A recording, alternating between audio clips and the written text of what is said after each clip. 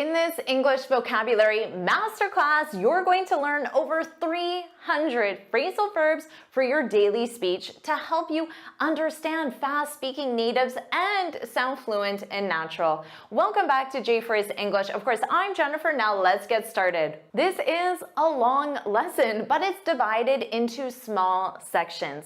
You'll learn a group of 10 phrasal verbs, then you'll complete a quiz, and then you'll learn the next group of phrasal verbs. Let's get started with group 1. Number 1, to come around to an opinion or an idea. And this means to change your opinion or to see a new point of view. Now notice the sentence structure because we have two prepositions, around and to. And then after to, we need something. We need a noun, an opinion, or an idea. For example, I came around to the new job after I heard about the benefits package. So remember, this means you changed your opinion. So previously, you didn't want the new job, but now you've come around to it. So you've changed your opinion. Now you want the new job because you heard about the benefits package. We commonly use this without the preposition to and without specifying the something when the something has already been mentioned. For example, at first I didn't want to move to Boston, but I came around after I visited. So notice, I didn't say I came around to something because the something had already been mentioned. So I came around to the idea after I visited. Number 2, to get across a point or a message. And this is when you clearly and effectively communicate a point or a message. For example, make sure you get across that the project is over budget.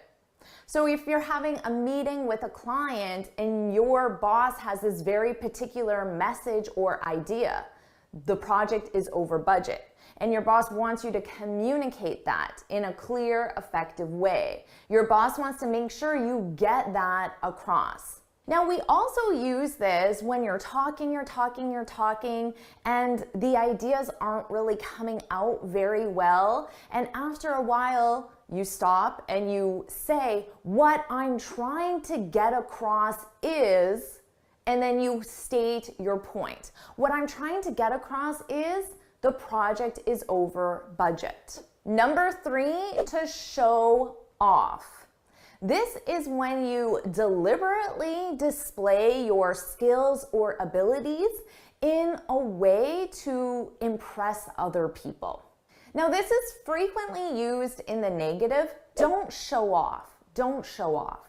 But there's definitely a time and a place when you want to show off. For example, when you're going to a job interview, you shouldn't be modest. You should show off your skills and abilities. You should talk about all your awards, your accomplishments, your degrees, the compliments you've received. You want to show off all of your experience to the interviewer. So an interview is the perfect time to show off.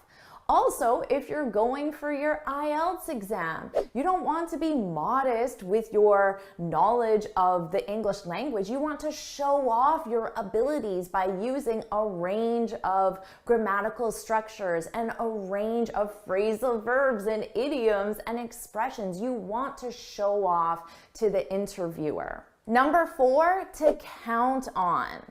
Now, this is exactly the same as to rely on or to depend on. So you have 3 different phrasal verbs, all with on, that mean the exact same thing. And this is, of course, when you trust someone or something to complete a specific task or objective. For example, I can always count on Selma to stay late. So you can trust Selma to complete the specific task or objective.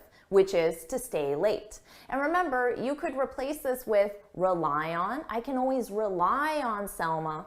Or depend on. I can always depend on Selma. Now, we frequently use this in a question response. For example, can I count on you? Can I count on you to close the deal? And then you can reply back and say, absolutely, you can count on me. Number 5, to come between. Now, this is when something disturbs a relationship. And that relationship can be a professional relationship, a social relationship, romantic, family relationship. It can be any kind of relationship. For example, Jacob and Marcus were best friends until Sylvie came between them. So that's the image you could have. They were close, Jacob and Marcus, but then Sylvie came between them and now they're divided. Sylvie disturbed their relationship. Now, it's very common for a girl or a guy to come between a relationship, but it doesn't have to be a person. It could be that Jacob and Marcus were very close, but the promotion came between them. The new job came between them. Their family came between them. Their politics came between them. Their religion came between them. It could be anything came between them. Money is a good one as well that comes between people in relationships. And remember, you can use this in any type of relationship. Are you enjoying this lesson?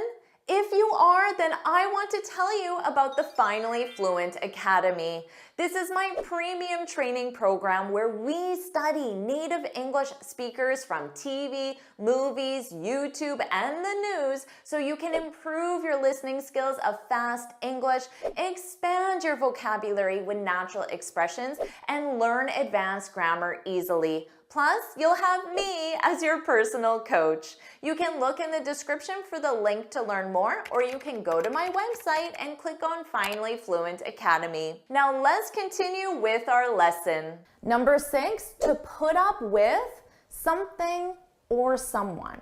And notice this is a 2-preposition phrasal verb, put up with. Put up with. And we use this to say that you tolerate bad behavior or unwanted behavior, to put up with. For example, I don't know how you put up with your boss. I don't know how you tolerate your boss. Now, of course, we can be more specific and specify the action that the boss does. I don't know how you put up with your boss's constant criticism, for example, or your boss's distasteful jokes, for example. I don't know how you tolerate it. Now, we commonly use this to say, I'm not going to put up with, and then the behavior. I'm not going to put up with your constant criticism any longer. Number 7, to bounce back. Now, to bounce back, this is when you recover or recuperate. Now, you can use this when you recover from a negative situation in a business context, like for example, a bad sales quarter or a bad product launch, for example. But it can also be when you recover or recuperate from an illness. So you can use it in both those situations. For example, in a workplace situation, you could say, I don't know how we'll bounce back from our loss in Q2. So I don't know how we'll recover. And then you could have a discussion. How can we bounce back? Does anyone have any ideas on how we can bounce back? Now, in terms of recovering or recuperating from an illness, you could say, it took me a while to bounce back after my surgery. So it took me a while to recover, recuperate. Number 8, to act up. This means to behave badly or strangely. This is very commonly used with parents describing the actions of their young children or even their older children. My son keeps acting up, behaving badly.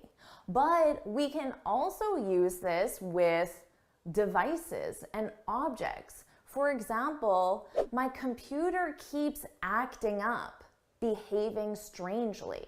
My computer keeps acting up. I hope it doesn't break. Number 9, to make it up to someone. This is quite a long one, so pay attention to this sentence structure. To make it up to someone.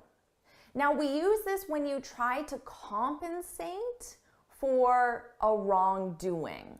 For example, let's say it's your best friend's birthday and you can't go for whatever reason. So this is the wrongdoing, not going to your best friend's birthday party.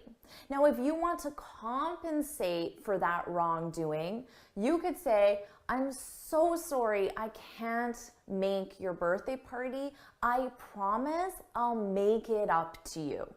I'll make it up to you by taking you out for a nice dinner. I'll make it up to you by going to the movies with you. I'll make it up to you by buying you a really nice present. So those are the ways you're going to compensate. Now you might be wondering, what is this it? The make it up to someone? We use it with it because what you're trying to compensate for has already been explained, so you don't have to say it again. Now you can use this in a business context. Let's say you went over budget on a client's project and you might say to your team, how are we going to make it up to the client? How are we going to compensate for our wrongdoing? The wrongdoing is you went over budget. And then maybe someone would suggest we can make it up to them by offering a discount or offering a free product, offering an extra service. So those are how you're going to compensate for the wrongdoing, to make it up to someone. Number 10, to barge in. When you barge in, you enter a place, a location unexpectedly, and you interrupt whatever's taking place. For example, I was in my office working and this kid just barged in and handed me his CV. But later, I hired him. So by saying the kid barged in, it implies that he didn't have an appointment, he wasn't expected, he just barged in unexpectedly and he interrupted whatever I was working on. But in this case, it was successful because he got the job. So now you have the first group, so let's complete your quiz. Here are the questions for the quiz. You need to complete each sentence using the correct phrasal verb. So go ahead and hit pause now and complete the quiz. Here are the correct answers. Go ahead and hit pause and see how well you did. So make sure you share your score in the comments, and now let's continue with your second group of phrasal verbs. Number 1, to abide by. This is more of a formal phrasal verb because it's used when you accept or follow a rule or regulation. So we use it mainly with government rules, court rules, even business rules as well. For example, as a tourist, you have to abide by the rules of the country you're visiting. So if you see a sign that says no parking, you have to abide by that rule. You have to follow that rule. Now remember, we also use this to say you simply accept. You accept, but then you follow it. For example, let's say you go to court because of a dispute, and the court doesn't rule in your favor. You still have to abide by that decision. You have to accept it and then follow it. So this is a more formal phrasal verb, but it's very useful because we all have to abide by many different rules, regulations, and policies. Number 2, to dawn on. This is an excellent phrasal verb to add to your daily vocabulary. To dawn on is when you finally realize or understand something. For example, one day it just dawned on me that I need to change careers. So one day I just realized I need to change careers. So you can absolutely say realize. We're just using the phrasal verb dawn on, and it's extremely common. Now, notice the sentence structure here. It dawned on me. Something dawns on someone. So the it is the realization. It dawned on me that I need to change careers. So just keep that in mind because the sentence structure is commonly used with it, dawns on, and then someone. Number 3, to pull off. This is also a must-know phrasal verb. When you pull something off, you're able to do something that is difficult or unlikely to do. For example, let's say you're a wedding planner and a couple comes to you and tells you they want to have this huge 300-person wedding in 3 weeks. And they want you to plan everything. That's really difficult, and it might even be unlikely that you're able to plan a 300-person wedding in 3 weeks. So you could say, I don't know if I can pull that off.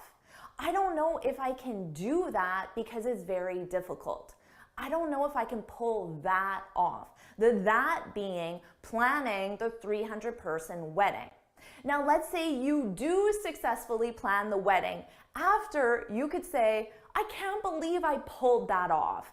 I can't believe I pulled off planning a 300-person wedding in only 3 weeks. Number 4, to back out of. This is an excellent business phrasal verb. It's used when you fail to keep a commitment or a promise. Now, in a business context, a commitment could be something you agreed to or arranged to. It can be formal and you have a contract in place, or it could be more informal and you just agree to it verbally. So if you don't keep that commitment, then you back out of it. For example, I can't believe the client backed out at the last minute. Now notice here, I just said backed out. I didn't use the of. We only use the of when you specify the noun, the something. I can't believe the client backed out of the agreement, the project, the plan, the proposal at the last minute. Number 5, to clam up. This is an excellent phrasal verb for all of you or anyone that does public speaking, because when you clam up, you're unable to speak, usually because of fear or nervousness. But this can also be used if you simply refuse to speak for whatever reason. For example, I always clam up when I'm public speaking. When I'm public speaking, I become unable to get the words out. You clam up. Now, my advice to you is if you feel like you're going to clam up, just take a deep breath. Number 6, to mull over. When you mull something over, you think about it or you consider it. And the something you're mulling over is simply an idea, a proposal, a suggestion, and you mull it over. You think about it, you consider it. So let's say you're in a meeting and a client or colleague suggests a new tool to use, and you need to think about it. So you could say, give me a few days to mull it over and I'll get back to you. To mull it over. The it being using the tool, purchasing the tool, whatever you're going to do. Give me a few days to mull it over. Now you can also specify the noun and you can say, I need to mull the deal over before I commit. Number 7, to pan out. This is an extremely common phrasal verb. To pan out simply talks about how a situation develops. For example, I'm not sure how this merger will pan out. So the situation here is the merger. And we're talking about, well, how's the merger going to go? How's it going to develop? Will it be positive? Will it be negative? Will there be challenges or difficulties, benefits? That's how the situation develops. So here I'm saying, I'm not sure. I'm not sure how the merger will pan out. Now let's say the merger has some difficulties or challenges.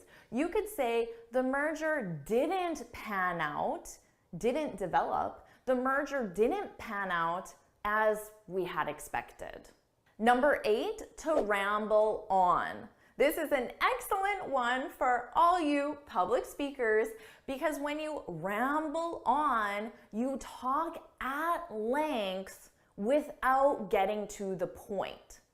So let's say I rambled on for 5 minutes trying to explain the definition of ramble on, and at the end, you didn't understand it at all, and you're confused, you're a little annoyed because I wasted your time. I rambled on. So this is used as a negative, and it's used when you're communicating an idea. So we generally use this as a complaint. The speaker rambled on for 20 minutes. Number 9, to nod off. This is when you fall asleep, but it's when you fall asleep usually for a very short period of time and usually when you're not supposed to. So this isn't when you go to bed at the end of the night, okay? So let's say you're in a meeting at work and your colleague is rambling on and the topic is very boring and you start doing this. That is nodding off. And this motion of your head, what I'm doing, this is the verb to nod. Nod your head. So when you fall asleep, what do? You nod your head. So that's where this phrasal verb to nod off comes from. And remember, we use this for short periods of time, usually when you're not supposed to fall asleep. For example, when you're driving. So I might say, I always listen to loud music when I'm driving at night, so I don't nod off. And number 10, I love this phrasal verb, to luck out. When you luck out, you're very lucky in a specific situation. So let's say there's this major sale on the new iPhone model and they're selling for 50% off and you go to the store and you get the very last one. You could say, I can't believe I lucked out and got the new iPhone for 50% off. You lucked out. You were very lucky in this specific situation. Or let's say you're driving during rush hour and you're going to an appointment and you get a parking spot right in front of the office. In rush hour, downtown, you can say, I can't believe I lucked out and got such an amazing parking spot. Or if you're telling that story to a friend, I got this parking spot right in front of the building downtown during rush hour. They could say, wow, you really lucked out. You really lucked out by getting that parking spot. Are you ready for your next quiz? Here are the questions. Hit pause and complete the quiz now. Here are the answers. Hit pause and compare your answers to the correct answers. So how'd you do? Share your score and let's continue on with your next group of phrasal verbs. Number 1, to rip off.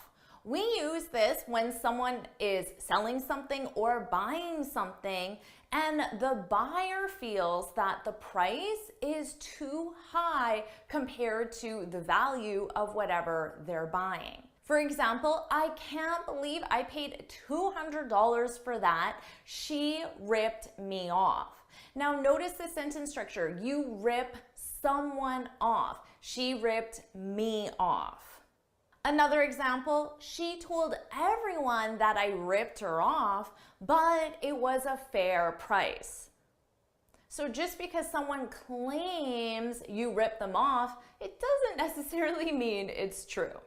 Number 2, to wear out. We use this when something is damaged or weakened because of age, it's old, or because of use. You've used it a lot. For example, I wore out my tennis shoes last summer. If someone said that to me, I would assume they played a lot of tennis last summer. They played so much tennis that they wore out their shoes. They became damaged from use, from continually playing tennis. We also use this in an adjective form, to be worn out. So it would be very common to say, I need to buy new tennis shoes because mine are worn out. So of course are, because shoes is plural and we need the plural form of the verb to be. Mine, my tennis shoes are worn out. So both forms are very common. Number 3, to draw up. We use this when you need to prepare paperwork, and generally that paperwork is for a contract, an agreement, a proposal, generally something that 2 people need to sign or agree on to make it official. For example, I asked my lawyer to draw up the papers. Whenever you're dealing with a lawyer, the papers are going to be official. So this is a perfect time to use to draw up. Or you could say, we're waiting for our bank to draw up the mortgage agreement. So that's another very official document that you need to sign, and you can use the phrasal verb to draw up. Number 4, to burn out. This is a phrasal verb that has gotten a lot of attention recently, especially with the pandemic, because to burn out, this is when you feel exhausted mentally or physically from prolonged stress. Stress of work, stress of a situation like a pandemic, stress of a family situation like a divorce or an illness, something like that, but a prolonged period. You can be stressed out for a day, but when you burn out, it means you've had that stress for a long period of time, several weeks, several months, or even several years. For example, I burned out at my last job. So perhaps I was working so much that I went through this period of prolonged stress. I burned out.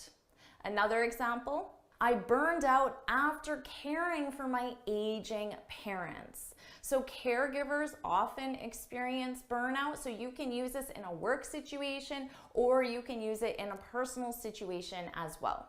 Number 5, to look up to someone. So notice we have 2 prepositions, look up to and then someone. We use this when you admire someone or you respect someone. So I could say, I looked up to him like a father. So of course I admire and respect my father, and I'm comparing the situation to someone else. I looked up to him, I admired him like a father. Another example, I really look up to my boss. So you admire your boss, or you respect your boss, you hold your boss in high regard. So you can use this in a work situation, you can look up to people, and you can use this in a social situation, a family situation. You can have many different people in your life that you look up to for different reasons. Number 6, to step up. Now that's the phrasal verb, but we most commonly use it in the expression to step it up. Notice that it's very important to step it up. To step it up. This simply means to work harder or to try harder. Now, you can say, we need to step it up if we're going to meet the deadline. So you have this deadline, you need to work harder. So it's the same as saying we need to work harder if we're going to meet the deadline. Step it up. Now, what is this it in the expression? Well, the it would represent work or effort. We need to step up our work. We need to step up our effort. Step it up. I encourage you to use it that way, step it up, because you'll sound like a native speaker. We have a really common expression with this, step it up, and then you add the two words, a notch. Step it up a notch. If you look at a dial, a notch is one move on the dial. So it represents a little bit, a small amount. Step it up a notch. It's just like saying step it up a little bit. So that's just a common expression. You need to step it up a notch if you want to meet the deadline. So you can use it with a notch, it's very common, or you can use it without. Number 7, to hone in on. This is another two preposition phrasal verb. We have hone in on. Hone in on something, and this means to really focus on something, to put all your attention on something specific. For example, if we want to get more customers, we should really hone in on small business owners. So maybe right now you're not being very specific and you're looking at all customers, but you want to hone in on one specific segment of the population, small business owners. So you're going to focus on them. You're going to hone in on them. Another example, for the presentation, we should really hone in on South America. So maybe you're a global company and you have branches all over the world, but for this specific presentation, you're going to hone in on one specific part of the world, South America. Number 8, this is a must-know phrasal verb, to bring up. And this is when you begin a discussion on a specific topic. For example, if you're in a staff meeting, it would be very common for the boss or whoever's leading the meeting to say, before we end the meeting, does anyone have anything to bring up? Does anyone have a specific topic they want to discuss? Does anyone have anything to bring up? Or after the meeting, you might tell another colleague, I didn't have a chance to bring up the marketing proposal. So you didn't have a chance to discuss this specific topic, the marketing proposal. Maybe you ran out of time. Number 9, to talk into. And the sentence structure is to talk someone into something.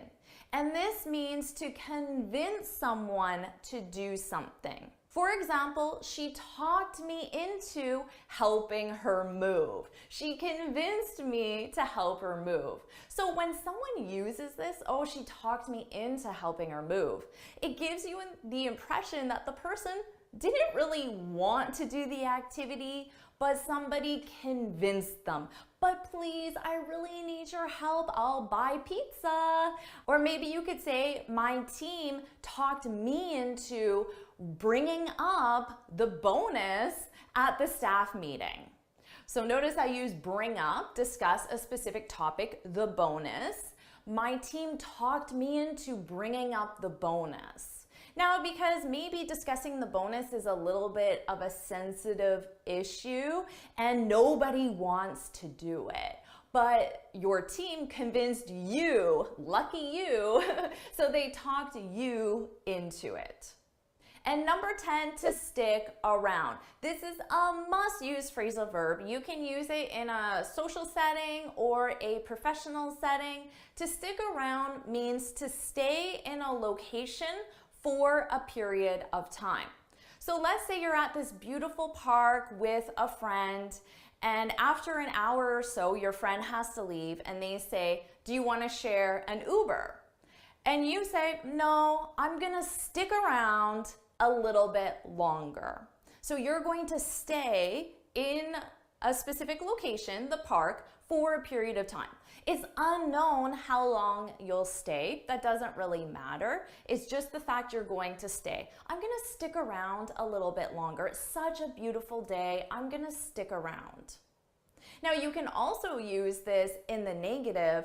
I can't stick around very long because I have a meeting. Although it's a beautiful day, I can't stick around very long. I have a meeting to get back to. Are you ready for your next quiz? Here are the questions. Hit pause now, complete the quiz, and whenever you're ready, hit play, and I'll share the answers. So go ahead and hit pause now. Here are the answers. So hit pause, review the answers, and whenever you're ready, hit play and come back to the video. So of course, share your score and let's continue on. Number 1, to take up. This means to occupy or to fill. Now, we use this specifically with 2 different nouns. You can take up time and you can take up space, and they're both very commonly used. For example, I could say, this meeting took up my whole morning. So it occupied or filled the amount of time. Now, we can also use this with space. For example, I need a new couch because my couch takes up too much space. So it occupies or fills space. So remember, you can use this with both time and space, and they're both very commonly used. Number 2, to branch out. Now this means to expand, and we use this specifically in a business context. So let's say you're in a meeting and you're discussing how to increase your profits. You might suggest branching out into new markets. So if you only sell in North America, you can branch out, expand, and sell in Europe or in Asia, Africa, for example. We need to branch out into new markets. Number 3, this is a fun one, to jot down. Now you would probably understand this from context. In the meeting, I jotted down a few notes. I jotted down a few notes. So it's the exact same thing as write down. I wrote down a few notes, but it's very commonly used. So someone might ask you, maybe your boss or a colleague even, might say, hey, can you jot this down? And then they might give you a number or a date or a location and you write it down. Now, of course, not many people use pen and paper anymore, right? We take electronic notes. But if your colleague asks you to jot something down, you can absolutely take out your phone and make a note in your phone. Jot it down in your phone. Write it down in your phone. So this still applies even though we don't really use pen and paper much. Number 4, to carry out. This means to perform or to conduct, and we use this specifically in a business context. For example, next week we're carrying out our customer surveys, our student surveys. We're carrying out our surveys. We're conducting them. We're performing them. So I'm just going to do the survey. That's the simplest way to say it. Next week, we're doing the surveys. We're carrying out the surveys. Number 5, this is an important one, so make sure you jot it down. Number 5, to keep up with something. This means to make sufficient progress on. Let's say that you have this many orders and it's your job to fulfill those orders. If you fulfill this many, you've kept up with the orders. You've made sufficient progress. But if you fulfill this many, or this many, or this many, or anything less than the total number of orders, then you haven't kept up with the orders. You haven't made sufficient progress on.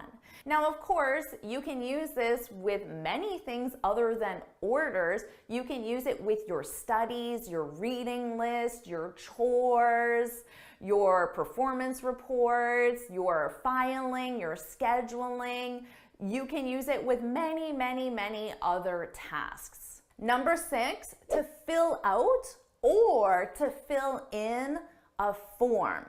Now, this is one that confuses a lot of students, and they ask me, do I fill out a form? Do I fill in the form? What's the difference? The reality is there is no difference, specifically when we're talking about a form. Now, when you have to fill out an application, you could also fill in an application. Fill out your passport renewal. You can fill in your passport renewal. In this specific context, there's no difference. Number 7, to drop in. This is a great phrasal verb because you can use it both in a business context or a social context. Now, to drop in simply means to visit. So if you're talking to a friend and you're planning to visit that friend, you can say, how about I drop in Saturday morning? How about I visit Saturday morning? Now, in a business context, you might have a client that wants to drop in, that wants to visit, or you might drop in on a client just to say hello and to keep that relationship going. So you can use this in both a social and a business context. Number 8, to push back. This means to delay or postpone in the context of a scheduled event. So a scheduled event like a meeting. Let's say the meeting was scheduled for Monday, but everyone is really busy on Monday. Well, then push the meeting back until Wednesday. Postpone it until Wednesday. Now, you can use this in a social context. So you might be planning your wedding anniversary, and it's your 10-year wedding anniversary, and the actual date is March 30th, but everyone is busy. So you might push it back until the middle of April so more people can attend. Well, everyone's busy, so let's push back the party until next week, until 2 weeks from now. So you can push back a scheduled event, which means to delay or postpone. Number 9, to call off. Now, this means to cancel a scheduled event. So remember in our last one, to push back, you delay or postpone. But the other alternative is simply to cancel it. But generally, when you call something off, it's because there were some problems or issues associated with it. But the problem or issue could be a scheduling conflict and just people couldn't attend. So let's say you were planning a conference for the summer, but nobody registered because everyone's really busy in the summer. So you might discuss it with your team and say, let's call off the conference. Attendance is too low, so let's call it off. Let's cancel it. Now, you can also use this in a social context. You might call off your wedding. But if you canceled your wedding, then most likely there was a problem, an issue, a big one, right? So in that context, in a social event, most people will wonder what happened. Why did they call off their wedding? Why did they call off their anniversary? They're going to assume that something is wrong. And number 10, to sort out. This means to organize or to fix if there's a problem. For example, I need to sort out my travel plans. So it could mean I just need to organize them. So I need to decide when I'm going to travel, what airline I'm going to use, what hotel I'm going to use. I need to sort out my travel plans. But I can also use it if there's some sort of problem and I need to fix it. For example, my flight was canceled, so I need to sort out my travel plans. I need to fix this problem with my plans. So to sort something out, you can organize it or you can fix it if there's a problem. Are you ready for your next quiz? So here are the questions. Hit pause and complete the quiz now.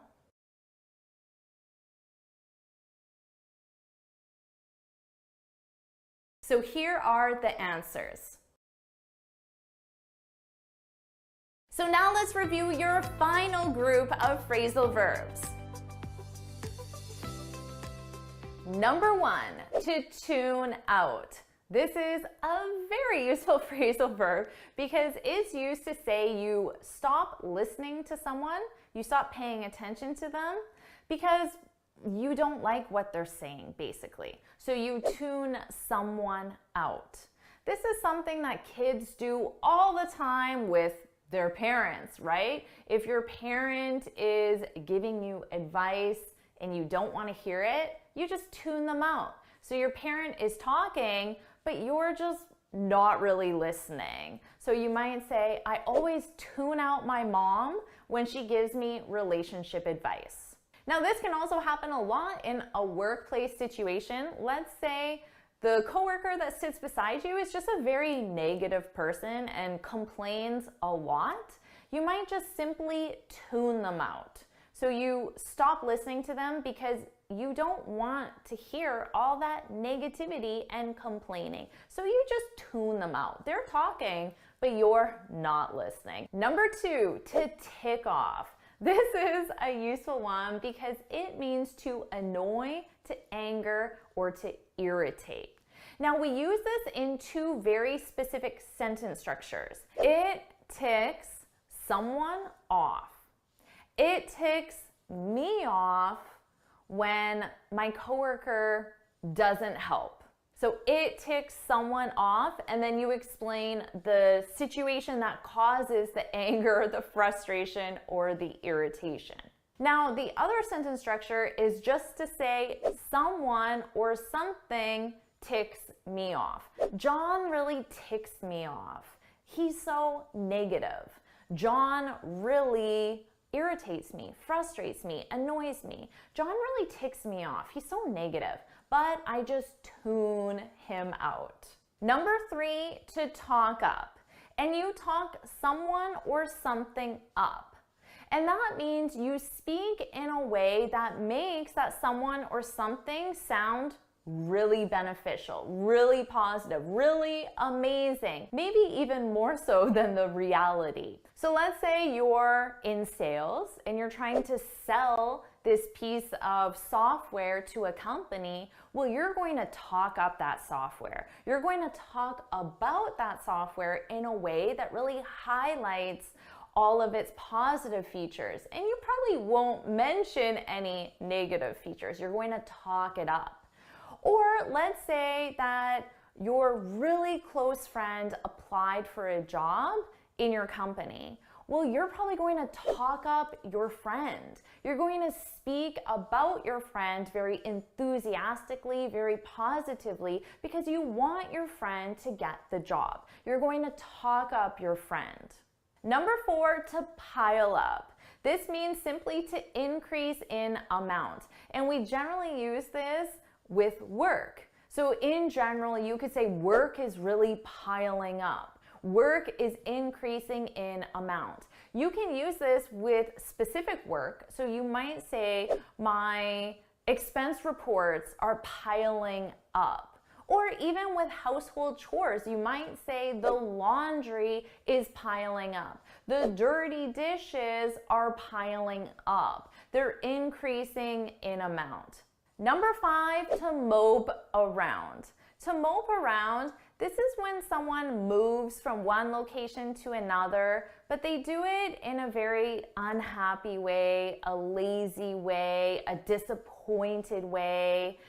And it's generally because something is wrong. Something specific is wrong. So maybe they just lost their job, or they just broke up with their girlfriend, so they mope around the house all day. They go from the couch to the kitchen, back to the couch, but they look really upset and lazy and no energy. So this isn't really a positive thing. We generally say, stop moping around. You need to stop moping around and start looking for a job. If that's the reason why you're moping around because you lost your job. Stop moping around and look for a job. Number 6, to loosen up. This is a great one. It means to be more relaxed, more comfortable, or less serious. So you might say, she was very shy at first, but then she loosened up. So she became more relaxed, more comfortable.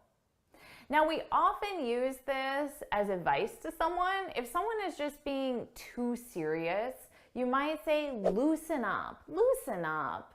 It's similar to saying, relax a little, loosen up. You need to loosen up. Oh, just loosen up.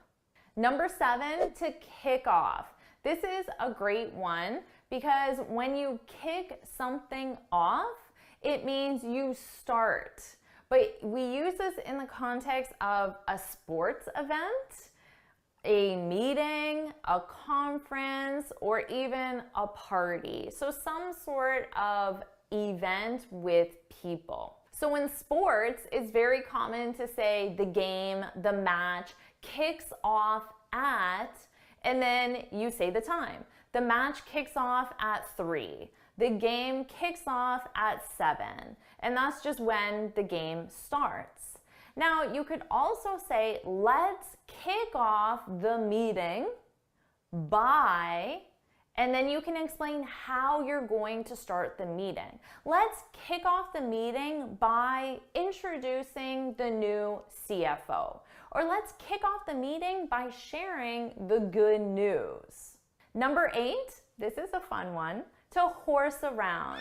When you horse around, you behave in a silly or noisy way. So basically what children do all the time. They horse around. But you might say, the kids were horsing around and they broke my favorite vase. Now, although this is commonly used in children, it can of course be used for adults as well, because adults act in silly and noisy ways all the time, right? Even in workplace contexts. So you might be talking about how your team is constantly horsing around. And as a bonus, you can also say goof around. It's an alternative, but they're both very commonly used. So horse around or goof around. Number 9, to get by. This is when you have just enough money to live on, but not very much extra. So you can basically pay all your bills and that's about it. So you might say, since our twins were born, it's been more difficult to get by. You have 2 new babies in the house. Well, first, congratulations, but of course that's very expensive. So now you only have enough money to pay your bills, to buy the food, buy the diapers, buy the groceries, pay your mortgage, things like that. We're getting by. We're getting by. You're just surviving. So if someone knows you're going through a tough time financially, maybe you lost your job, and they ask you, how's it going? Is everything okay? You could say, well, I'm getting by. I'm getting by, which lets them know you're surviving. You have enough to pay all your core expenses. And finally, number 10, to flip out. Now, this can mean to become very excited, but it can also mean to become very angry or agitated. So it's when you have a very strong emotion, but that emotion can be positive, excitement, or it can be negative, anger. And it will be obvious based on context. So if you just won a competition or a prize or the lottery, you might flip out and become very, very excited, right? The sports team flipped out when they won the gold medal. Or the team flipped out when they lost the game. The team became very angry. So you can use it in both situations. And for this expression, you can also say freak out. Freak out, flip out, they mean the same. And again, positive excitement or negative anger. Are you ready for your final quiz? So here are the questions. Of course, hit pause, take as much time as you need, and when you're ready, hit play and I'll share the answers. So you can go ahead and hit pause now. Here are the answers. Go ahead and hit pause and figure out how you did.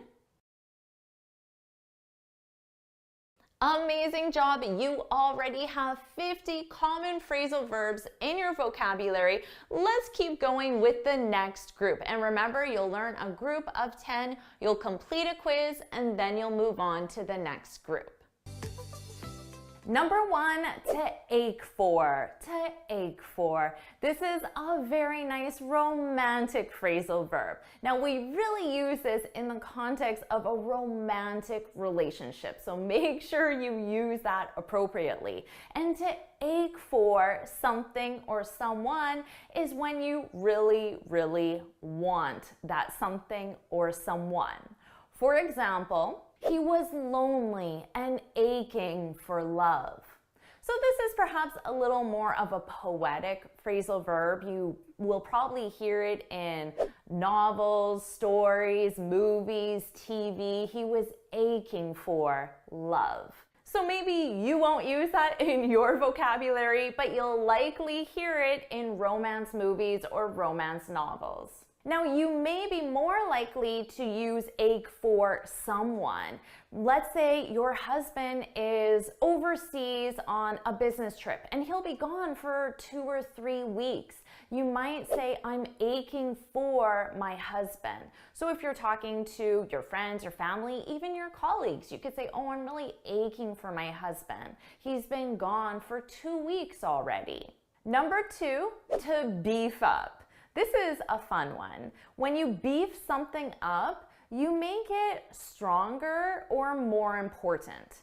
Now, we do use this in the context of bodybuilders, and they can beef themselves up, become more muscular. So you can use that in a fitness context, but we also use this in more of a business context, perhaps surprisingly, because you might say, I need to beef up my resume. I need to make my resume stronger or more important. I need to beef up my communication skills, for example. Number 3, to make up. And in this context, we're talking about to make up with someone. To make up with someone is when you forgive someone after an argument or a dispute. In a family context, young kids argue a lot, right? And older kids too. But you might say to your son, your daughter, you need to make up with your sister. You need to make up with your brother. You need to make up with your cousin or a friend, and you list a specific person, which means you need to forgive that person. Stop being angry at that person. Stop fighting with that person. So we definitely use this in a social context, a family context, but you can absolutely use this in a professional context. Coworkers fight as well. There are disagreements in companies. So you might say to one coworker, Sally, you need to make up with Mark. You work on the same team. You have to get along. You need to make up with each other. Number 4, to nail down. This is when you understand the exact details of something, or you get a firm decision on something. So let's say you're planning a conference and you have a general idea of the conference. It will take place in summer. It will be on this general topic or theme. But when are the exact dates? What specific topics? Who specifically will be the keynote speaker? Who specifically will be presenting? Who will you hire to cater the conference? You need to nail down those details. So you need to either understand the exact details or you need to make a firm decision on who's going to cater, when the conference will exactly take place. So that's a very useful phrasal verb, and you can use it in a business context or a social context. Number 5, to open up. When you open up to someone, you talk very freely about your feelings or your emotions, things that make you quite vulnerable, things you probably don't share with everybody. For example, after years, she finally opened up about his death. So for many years, there was this tragic death perhaps, and she didn't really talk about it. She didn't talk about her feelings about the death. But then after years, she opened up. She started talking freely about how she felt, the circumstances, how she's dealing with it, those types of things, her inner feelings and emotions. Now notice I didn't use to someone. I could say she opened up to her family about his death. So you have about and then the specific topic, and to and the specific people. You'll commonly hear people say, I've never opened up to anybody like this before. If someone says that to you, they're basically saying they feel very comfortable around you. They feel like they can share their inner thoughts, feelings, emotions. And that's a very positive thing. It shows you have a very close relationship. Number 6, to slip into something. Now this is when you quickly put on a piece of clothing. So this is a very specific phrasal verb. It's only used with clothing. Now, for example, this shirt is quite pretty, isn't it? But let's be honest, it's not the most comfortable shirt. So after I'm done recording this video, I'm going to slip into a t-shirt. I'm going to put on a t-shirt. Or if it's first thing in the morning and you're in your house coat, but then you hear your doorbell, you might quickly slip into some sweatpants and answer the door. So it's simply another way to say put on. Number 7, to stand by something. When you stand by something, it's used to show that you still support or believe something. So I might say we stand by our opinion that interest rates need to increase. So that's my opinion, that's my belief. Interest rates need to increase. I stand by that. I still support that. I still believe that. So you'll hear this a lot from people in power, politicians, executives in business. They'll have an opinion, have a belief, and then they'll state, I stand by that, to let you know they still believe that specific opinion. Do you stand by that, and if so, why? I stand by that. Yes, I stand by that. And the reason simply is... Now, we also use this with stand by someone. When you stand by someone, it means that you support someone, usually when something negative has happened. So let's say that your coworker was accused of stealing from the company, but you know your coworker didn't do it. You might say, I stand by her. I stand by her, which means you're going to support her in this difficult time. Number 8, to wind down. To wind down. This is an excellent phrasal verb because it means to relax after a busy or stressful day. So you might say, I always read at the end of the day to wind down. To help me wind down, I always read at the end of the day, or I go for a walk after work to wind down. So it just means to relax. but it's another way of saying it, and it implies that you were very busy or stressed out, to wind down. Number 9, to zone out. This is when you stop paying attention for a short period of time. Now, we've all done this, especially when we were kids in school and your teacher's talking and you just zone out.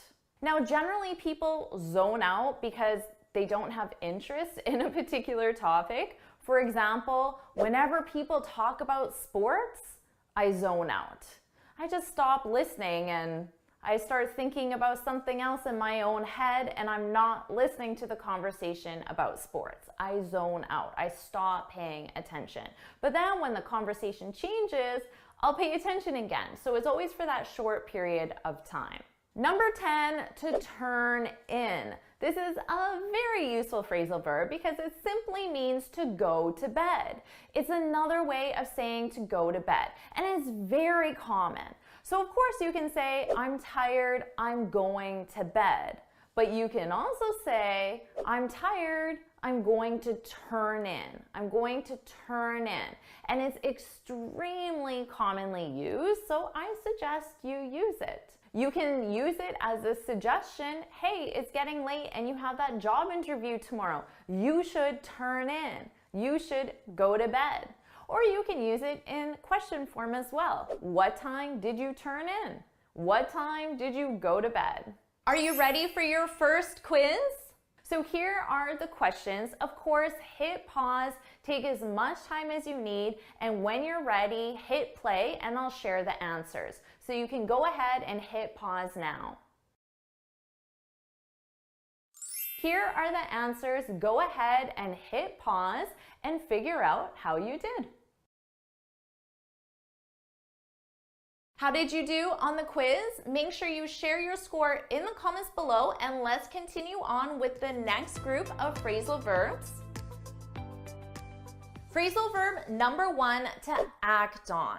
This simply means to take action, so to act, but you act on specific information, advice, or recommendations that you've received. For example, the manager acted on the findings of the report. So of course, in this report, there's lots of information and advice, and if you act on that information, the manager acted on the findings of the report. Or in a meeting, you might suggest to your coworkers, we need to act on the recommendations. We need to take action.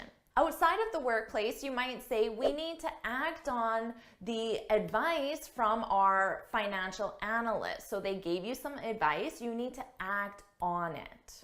Number 2, to bargain for. To bargain for, this is when you expect something to happen, but that something is usually negative. So you expect something negative to happen. Now, notice the sentence structure here because we most commonly use this phrasal verb in the negative form. We hadn't bargained for such a high interest rate. So it's saying we didn't expect.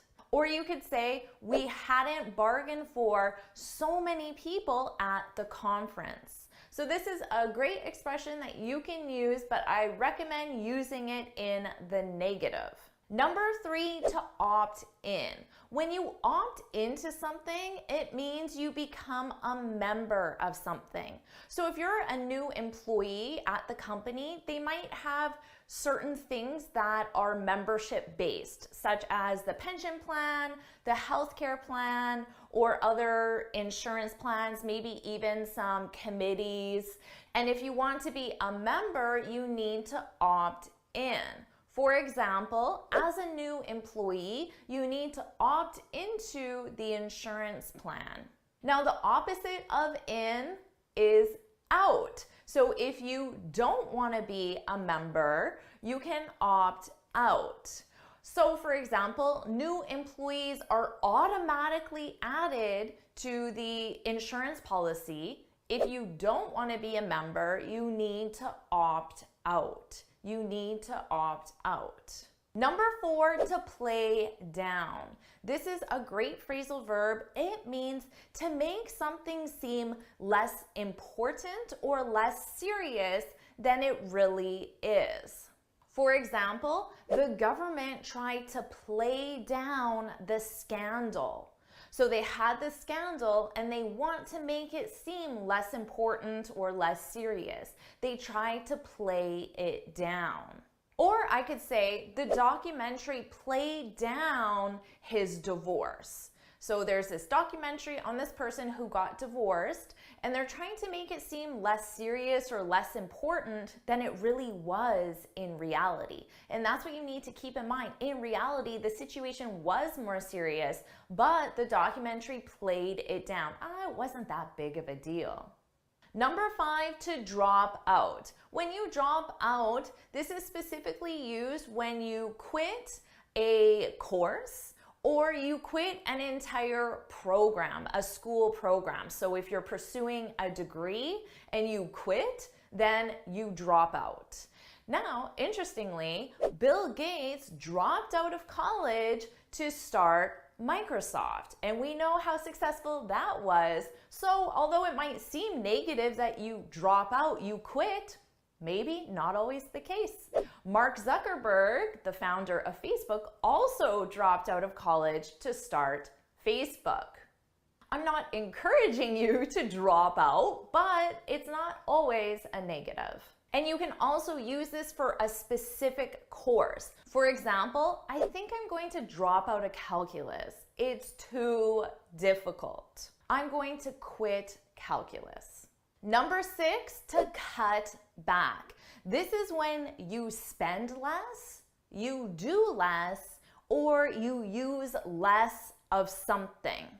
This is very commonly used by governments or companies. The government has announced plans to cut back on defense spending by 10%. Now notice I said on. If you specify the something, defense spending, you need to use the preposition on. Cut back on. Cut back on defense spending. I could also just say the government announced plans to cut back. In that sense, it's just reduce spending, spend less, and then you have to clarify, well, cut back on what? Now, we frequently use this as advice to someone. Let's say you told me, Jennifer, I drink 10 sodas a day. I would say, whoa, you should cut back. You should consume less. That's too much soda. You should cut back. Number 7, to sit in on. This is a great business phrasal verb. It's used specifically in the context of a meeting. And when you sit in on a meeting, it means you attend a meeting, but you only attend that meeting as an observer. So you're not going to participate, you're not going to present, you're not going to ask questions, you're just going to attend as an observer. So if there's a really interesting meeting at work, but you're not directly related to the subject matter, you might ask the organizer, is it okay if I sit in on the meeting today? And which means you're just going to attend to listen, to receive the information. You're not going to participate. Or if you're planning a sales meeting, you might say, it would be useful to have someone from accounting sit in on the meeting. So someone from accounting is just going to be there to absorb the information, but you don't expect them to participate or present anything. So very useful phrasal verb in a business context. Number 8, this is a fun one, to whip up, to whip up. This is very specific because it's used with food and it's used when you make food quickly. So you make yourself breakfast, lunch, dinner, a snack, it doesn't matter. You make any type of food, but you do it really quickly. So you might say, oh no, I'm running late. I need to whip up my breakfast. I need to make my breakfast really quickly. Or let's say you have some guests come over unexpectedly and you want to serve them something. You might say to your husband, give me a few minutes to whip up some appetizers. I'm going to make some appetizers really quickly. So it's a great phrasal verb that you can add to your daily vocabulary.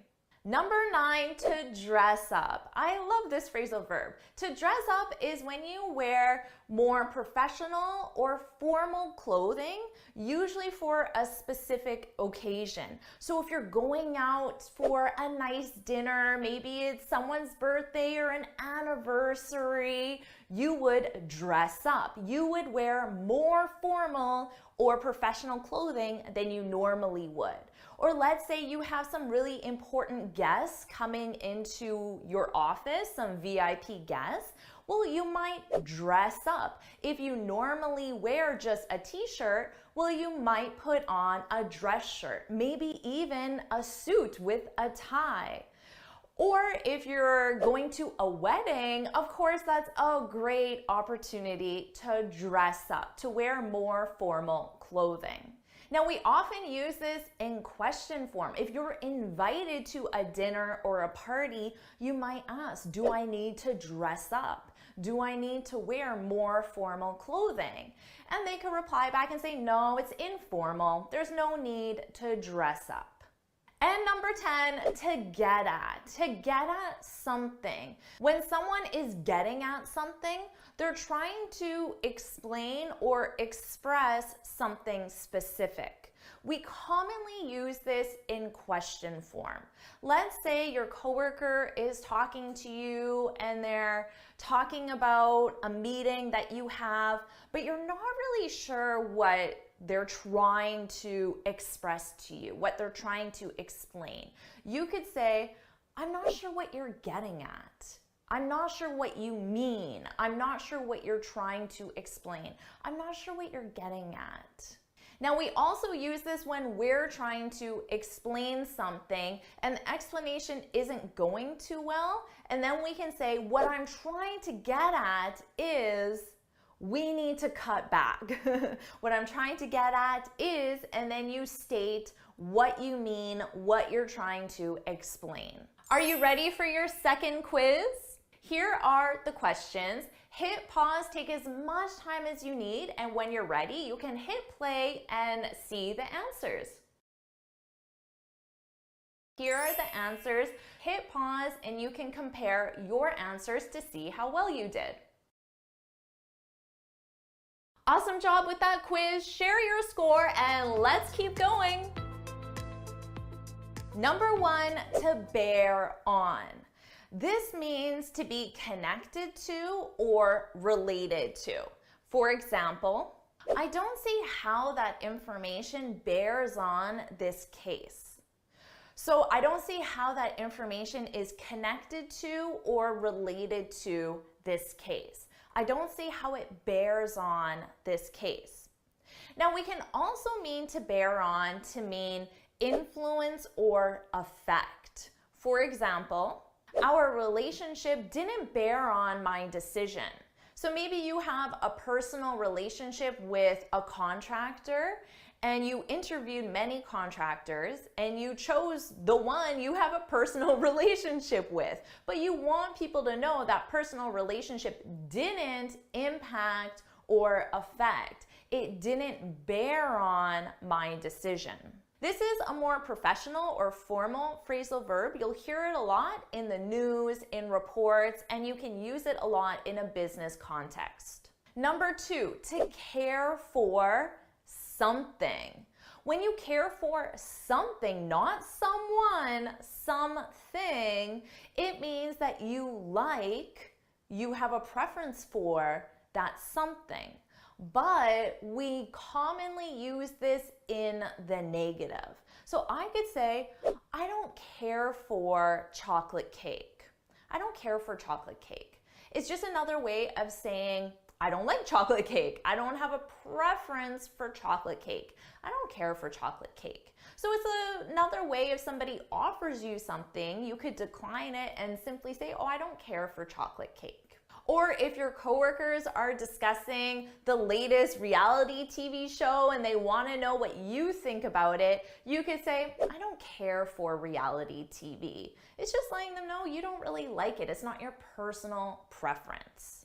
Number 3, to perk up. To perk up means to feel better, happier, or more energized. So think of first thing in the morning, when you wake up, you're still pretty sleepy, right? And what do a lot of people do? They drink coffee. So you could say, coffee perks me up. Coffee makes me more energized. Or going for a walk perks me up. We also use this when someone isn't feeling well because they're sick or because something negative happened, like they lost their job. And you might go over with some flowers, with some chocolates, or just with yourself to try to help perk up that other person, to help make them feel better, happier, more energized. So you might say, well, the flowers perked her up. Perked her up. The flowers perked her up. The flowers made her feel better, happier, more energized. Number 4, to sift through. This is a great phrasal verb. We use this when you have large amounts of information, perhaps a lot of paperwork or files, books, and you need to examine that information to determine what's useful, what's important. For example, after Giuliano quit, I had to sift through all his files. So he has all these files, a lot of information, and you have to examine all of them to determine what you can delete and what's important and you need to keep. Or at home, maybe you're going through your grandmother's photo albums and she has 20, 30 different photo albums. So you might ask your brother, can you help me sift through these photo albums? So you're going to examine them to determine what pictures you want to keep and what pictures you want to get rid of. Maybe you don't know who's in that photo or the quality is really bad. Number 5, to wrap up. This is another way of saying to end, to finish, but is very commonly used, especially in a business context. So if you're in a meeting and you're coming to the end of the meeting, you could simply say, all right, everyone, let's wrap up. Let's wrap up for today. Now, we commonly add it. Let's wrap it up. Let's wrap it up for today. It's getting late. Let's wrap it up. The it is the meeting, the conference, the event, whatever you're in that you want to finish or end. Or you could say, how should we wrap up the conference? How should we finish or end the conference? You want to do it in a memorable way, right? How should we wrap up the conference? And then you can have a discussion on that. Number 6, to flip through. When you flip through a book, a report, a magazine, it means you go through it really quickly. So usually because you want to get a general idea of what that book is about, or because you're looking for very specific information. So if you have this report that's 130 pages, but you're looking for a very specific piece of information, you can just quickly flip through it to find that specific part of the report. Or you can do this when you're waiting for a friend to arrive, waiting for a bus. You might flip through a magazine. Just look through it, but you're not really reading anything. You're just flipping through it. You're going through it quickly. Number 7, to draw out. When you draw something out, you make it a lot longer than necessary or needed. So it's usually used in a more negative context. For example, he really drew out his speech. He made the speech a lot longer than it needed to be, or that it should have been. So it's more of a negative. It's criticizing the speech. Or you could say, they really drew out the ending of the movie. So maybe you were enjoying the movie, but then the end was just really long, way longer than it needed to be. And you're wondering, when is this movie going to end? They really drew out the end of the movie. Number 8, to fall behind. This is a great phrasal verb for both a professional context and a personal context. When you fall behind, it means you make less progress than wanted or needed. Let's say you were off sick from work for over a week. Well, you're definitely going to fall behind. You're going to make less progress than needed because you have a deadline, or than just you simply wanted to make because you were gone for an entire week. So often we can fall behind because we're sick, or there's a competing deadline or competing project or something going on in your personal life. But it could also simply be because we didn't work hard enough or fast enough and we fell behind. So in a school context, if you don't spend enough time reading or doing your homework, your exercises, you might fall behind. And if you fall behind, you might have to ask your professor for an extension on a specific assignment. Number 9, to get around. This is when you move from place to place within a specific location. So let's say the location is your city and I'm visiting your city. I could ask you, what's the best way to get around? What's the best method of transportation to go from place to place within your city? So what would you say? What's the best way to get around in your city? And then you can say, oh, Jennifer, you can easily get around on foot, which means you can walk from location to location because your city is very small.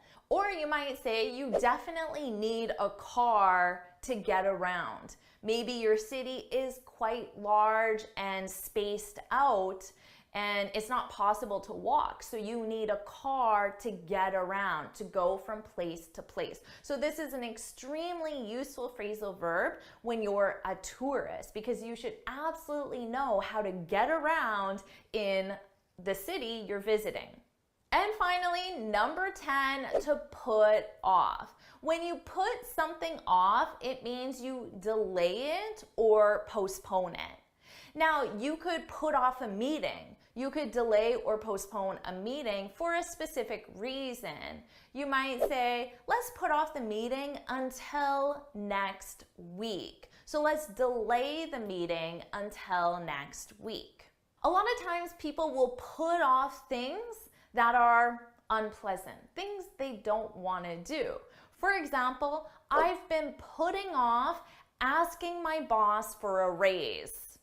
I've been putting off asking my boss for a raise. So notice the gerund verb. I've been putting off asking. I've been putting off cleaning my closet. I've been putting off buying new tires. So you need that gerund verb. And why are you delaying it, postponing? Because it's uncomfortable, unpleasant. Are you ready for your third quiz? Here are the questions. Hit pause, take as much time as you need, and when you're ready, you can hit play and see the answers. Here are the answers. Hit pause and you can compare your answers to see how well you did. You're doing so awesome. Let's keep going. Share your score and let's get going. Number 1, to aim at. And you aim at a target. And when you aim at a target, this means to intend to achieve that target. So you just try. You try to achieve that target. For example, they're aiming at reducing their costs by 10%. So what's the target in this sentence? Reducing their costs by 10%. That entire clause is the target. Now notice we have a gerund verb. So you can absolutely have a gerund verb. You can aim at doing something, so a gerund verb. You can also use a noun. For example, his slingshot was aimed at his neighbor's garage. So the target in this example is the neighbor's garage. And his slingshot was aimed at because that's the target he's attempting to achieve. Number 2, this is a great one, to shrug off. When you shrug something off, you disregard it. You don't consider it important. So I could say his insult, an insult is something negative you say to another person. His insult was aimed at me, to use our first phrasal verb. His insult was aimed at me, but I shrugged it off. I said, meh, I don't care. I'm not going to let it bother me. I'm not going to let it hurt me. It's not important. I'm going to disregard it. I'm going to shrug it off. Now notice what I'm doing with my shoulders because this is the verb shrug. You can shrug your shoulders, and we generally do that when we want to say meh, whatever. We tend to shrug our shoulders. So that's where this expression comes from. Number 3, to egg on. That's right, to egg on. This is a fun one. When you egg someone on, you encourage them to do something, but that something isn't in their best interest. For example, let's say a student is arguing with their teacher. Now that probably isn't in the student's best interest to argue with the teacher. But if the other students are saying, yeah, keep going, you're doing great, they're egging him on. They're egging that student on. They're encouraging that student to keep arguing, even though arguing isn't in his best interest. Or let's say you're considering doing something a little risky, like jumping off a high cliff when you don't know what's beneath you. And maybe you're not really serious about it, but the crowd eggs you on. Oh, do it, you can do it, you should do it. They're encouraging you, even though it can have a really negative outcome. The crowd egged him on to jump off the cliff. Now, most likely you won't use this in your everyday vocabulary, but you'll commonly hear this on TV, in movies, or when you're reading. So I wanted to share it with you so you're not confused when you see this egg on and you have no idea what they're talking about. Now you do. Number 4, to turn down. When you turn something down, it means you reject that something, and we use this in the context of an offer or an invitation. For example, they offered her the job, but she turned it down. She said no to the job. So of course you can say she rejected, but it's very common, more common to say she turned it down. So you can turn down something like a job offer. You can also turn down an invitation from someone else, a social invitation or a romantic invitation. For example, I asked Marissa out, but she turned me down. When you ask someone out, it means you invite them to dinner or a coffee for romantic purposes. I asked Marissa out, but she turned me down. She rejected my offer. Number 5, to zoom in, or the opposite, to zoom out. If there are any photographers here, you already know what this means because when you zoom in, the object becomes closer. And when you zoom out, the object becomes farther away. And I'm sharing this with you because everyone is meeting on video conference now. When you're having a video conference, you have a camera that's focusing on you. And it's really important you have the correct zoom. You don't want to be too close. If you're too close to the camera, you need to zoom out. If you're too far, you need to zoom in. So you might ask a colleague, hey, I can't see you very well. Can you zoom in? Or a colleague might tell you, your picture's all blurry. You need to zoom out. So now you know what that means for your next video call. Number 6, to wiggle out of. This is a great one. When you wiggle out of something, you avoid a situation, a task, a chore, a responsibility that you don't really want to do, and you avoid it in a cunning way. So let's say that tomorrow you're supposed to clean out the garage and you don't really want to, but your wife or your husband, your sister, your brother, whoever wants you to clean out the garage. Now tomorrow, when you're supposed to clean out that garage, maybe you get an urgent phone call just at the right moment and you have to go to work and finish something. But you planned that phone call. You planned that phone call to take place right as you needed to clean the garage. So you did that in a cunning way. So you try to wiggle out of cleaning the garage. So basically, when you're asked to do something and then you try to avoid it by creating a scenario where you have another responsibility, or maybe a friend asks you to move, but you tell them, oh, you have a back injury, so you hurt your back and now you can't help them move. So you try to wiggle out of it.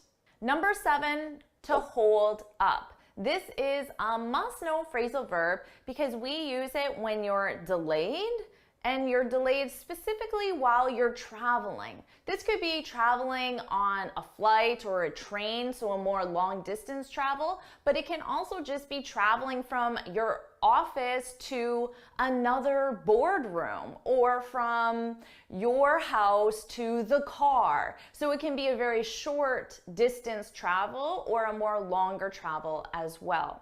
For example, my kids always hold me up when I'm trying to leave.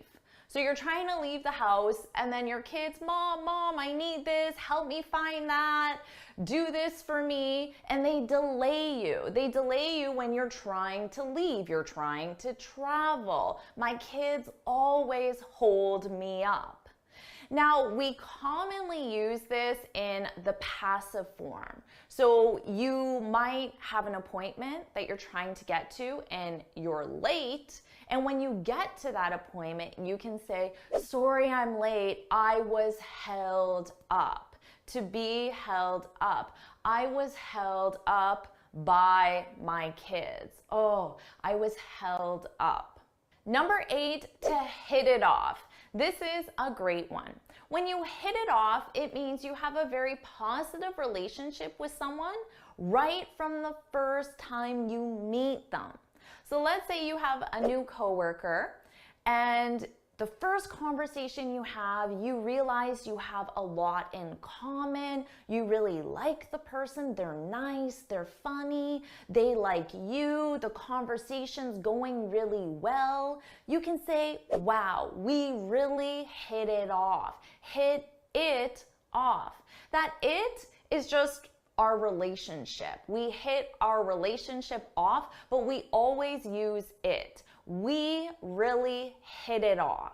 Now notice how I also said we. We almost always use this expression with the subject we. My coworker and I, or we. My coworker and I hit it off. I would not say I hit it off with my coworker. That sounds unnatural. We say we hit it off. Number 9, to get through. When you get through something, it simply means you finish it. But that something is usually a chore or an unpleasant task, something that isn't enjoyable. For example, I have 10 reports I need to get through by the end of the day. I have 10 reports I need to finish by the end of the day. But when I use the phrasal verb get through, it implies there's going to be some effort, some struggle. I don't really enjoy the task. Number 10, to freshen up. When you freshen up, you quickly improve your appearance.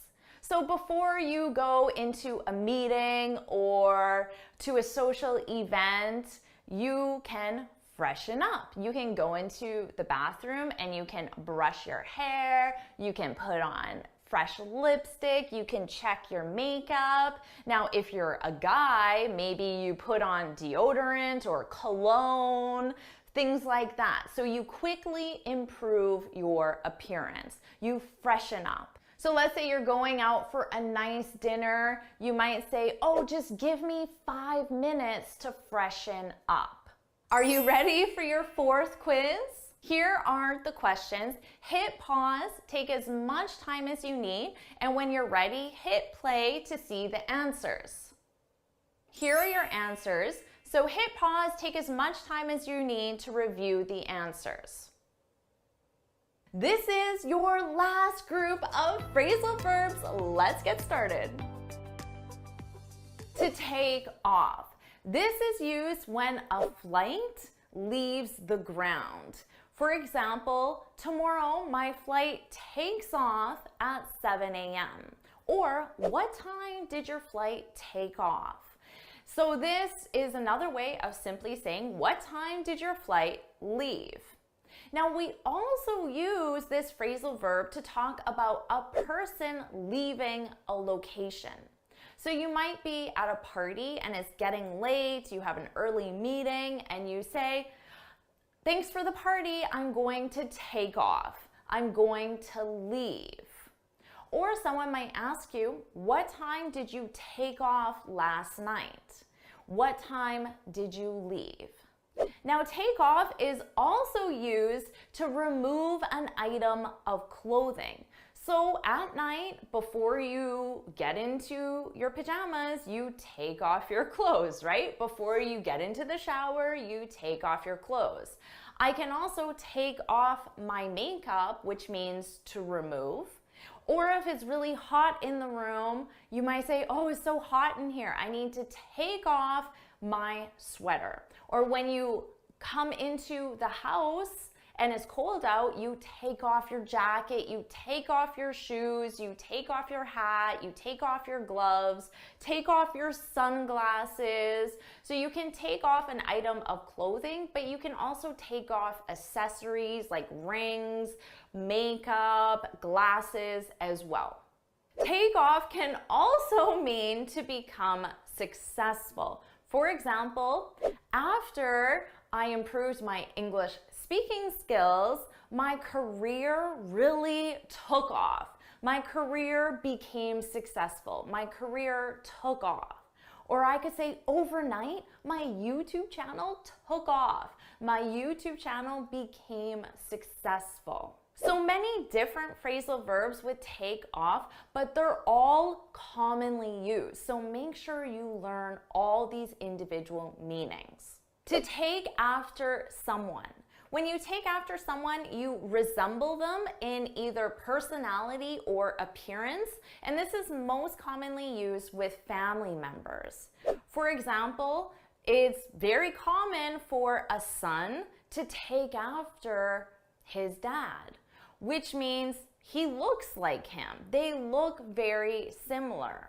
But you might also say, Julie is so funny. She really takes after Uncle Frank. So maybe Uncle Frank is really funny. He's always telling these hilarious jokes. And then Julie is also really funny. She takes after Uncle Frank. So you can use this with personality or appearance.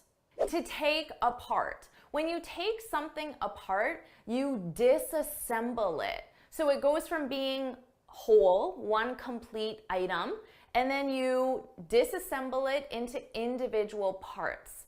So if your car isn't working, you might take apart the motor or take apart the engine to try to figure out what the problem is.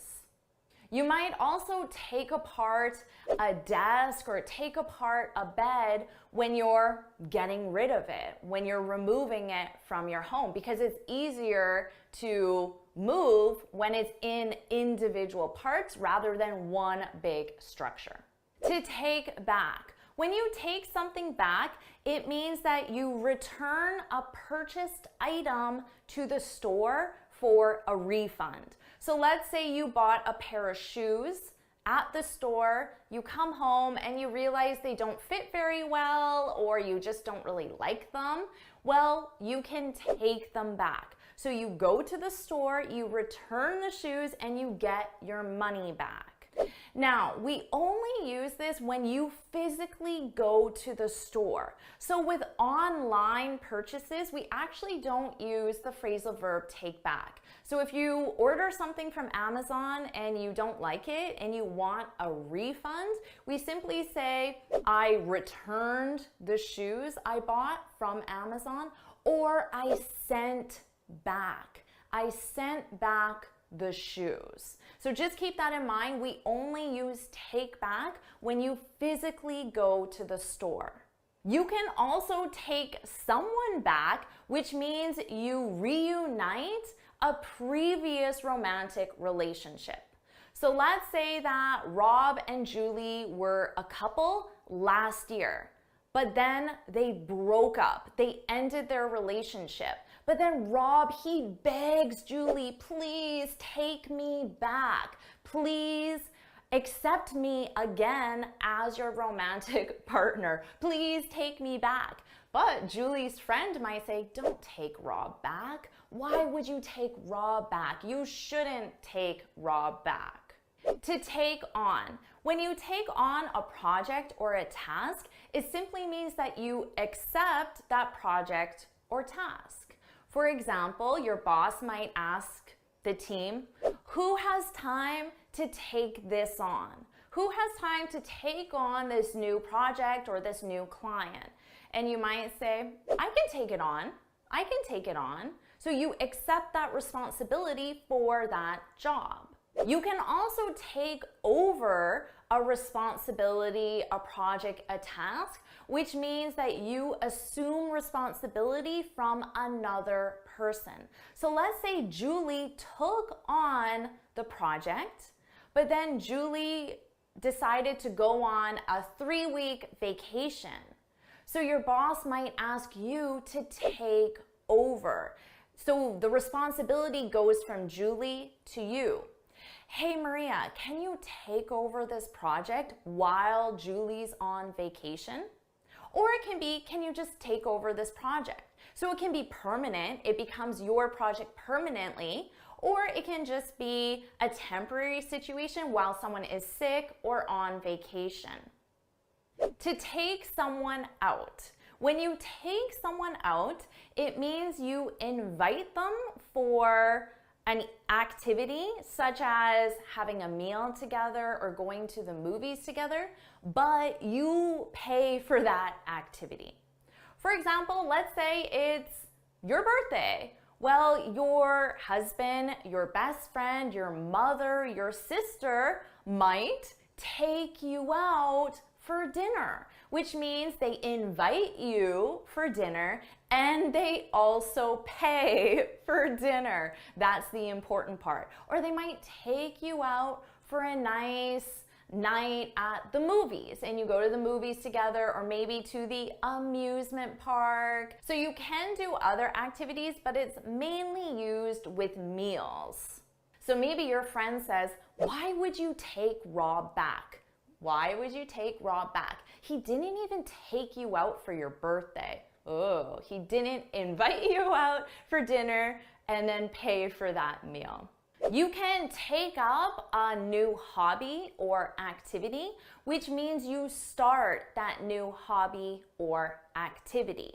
So you could tell your friends, I decided to take up karate, which means you decided to start karate lessons as a new hobby or activity. Or your friend might say, I didn't know you took up dancing. I didn't know you started dancing as a hobby or activity. Are you ready for your final quiz?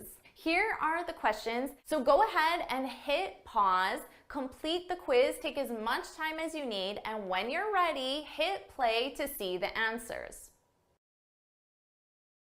Here are the answers. So hit pause and review these answers to see how well you did.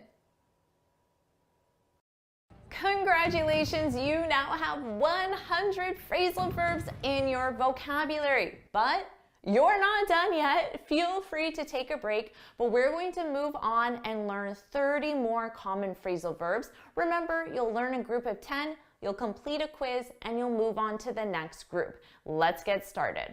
To run out of something. This is when you use all of something and therefore have none left. We commonly use this with food items. For example, milk. We ran out of milk. This means you have no milk left because you used it all. Now notice ran, that's the past simple of the verb run.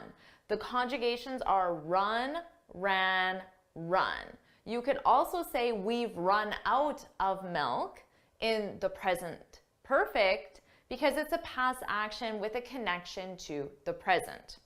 In a business context, you might say, we're running out of time. So here, notice in the present continuous, we're running out of, and then the something is time. It means you're in the process of having no time left. So if the meeting ends at 11 o'clock and right now it's 10:50, you can say, we're running out of time. We need to end the meeting in 10 minutes. You can also use this with ideas. We're running out of ideas. Or patience. I'm running out of patience, which means I'm in the process of having no patience left. To bring up. This means to raise a topic for conversation or to raise a child. For example, he brought up an interesting point at the meeting, which means he raised an interesting point. He shared an interesting point. He brought up an interesting point at the meeting. Here, brought is the past simple of bring. Now remember, this also means to raise a child. When you raise a child, it means you care for and nurture a child from the time that child is an infant until that child is an adult. That is to raise a child. For example, she's bringing up 3 children on her own. So this means she's raising 3 children on her own.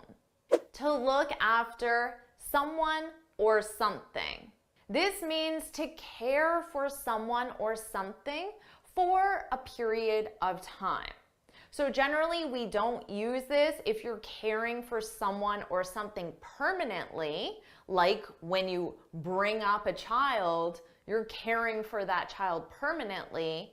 But if you're looking after a child, it sounds like you're doing it temporarily for a period of time. For example, my son's 16, so he looks after his younger brothers while I'm at work. So my son, who is 16, cares for his younger brothers, but he's not bringing them up because he's not doing that permanently. He's caring for them for a period of time, the time while I'm at work. So maybe 2 hours a day between after school and when I get home from work. My oldest child, who's 16, cares for my younger children, his younger brothers. We also use this with things, to care for things. For example, can you look after my plants while I'm on vacation? If someone asks you to look after something for a period of time while they're on vacation or while they're traveling, they're asking you to care for it. So that's a lot of responsibility for you. You better not kill my plants. To take off. This means to remove something commonly from your body, or to leave. In the sense of removing something from your body, when someone comes to your house, you might say, please take off your shoes before coming in. So you want to keep your floors nice and clean, so you ask them to take off their shoes, to remove their shoes. Now, in the sense of to leave, we commonly use this with flights. For example, my flight was supposed to take off at noon, but it was delayed. So if my flight's delayed, it means it's now taking off later than scheduled, later than expected. And when your flight takes off, that's when your flight leaves. It leaves the ground, it leaves the airport. So you can use this one every single time you're traveling and daily to talk about removing something from your body. To turn on. I'm sure you know this one, but just to make sure, this means to activate a device, to turn on a device. This is something that I ask Siri to do daily, and you might ask Siri or Alexa or whoever your personal assistant is, hey Siri, turn on the lights. Or you might say, can you turn on the air conditioning? It's really hot in here. So think of all the different devices you have in your home, in your office, and even on you everywhere you go, and you can use turn on to mean activate. And if turn on means to activate, well then what's the opposite? What's the phrasal verb for to deactivate a device? Of course, it's turn off. Turn off a device, deactivate a device. Again, something you can ask your personal assistant to do. Hey Siri, turn off the music. And this is also something that parents have to remind their children to do quite frequently. For example, make sure you turn off the lights before you leave. Get up. This is one you can, of course, use every single day because when you get up, it means you wake up in the morning. For example, I get up at 5:50 a.m. every day except Sundays. On Sundays, I get up at 7 a.m. So I sleep in on Sundays and oh, I enjoy that. What about you? What time do you get up? Share that in the comments. We also use get up to mean to rise from a lying or sitting position. So let's say you work in an office that has some really comfortable couches, and you might just be relaxing and lying on the couch. But then your coworker says, quick, get up, Rob's coming. And Rob is your boss. And you don't want your boss to see you just lying on this couch when you should be at your desk working, right?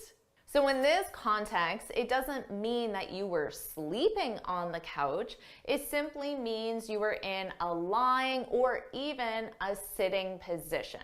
So we talked about how take off is used to remove something from your body. So if you're hot, you can take off your sweater.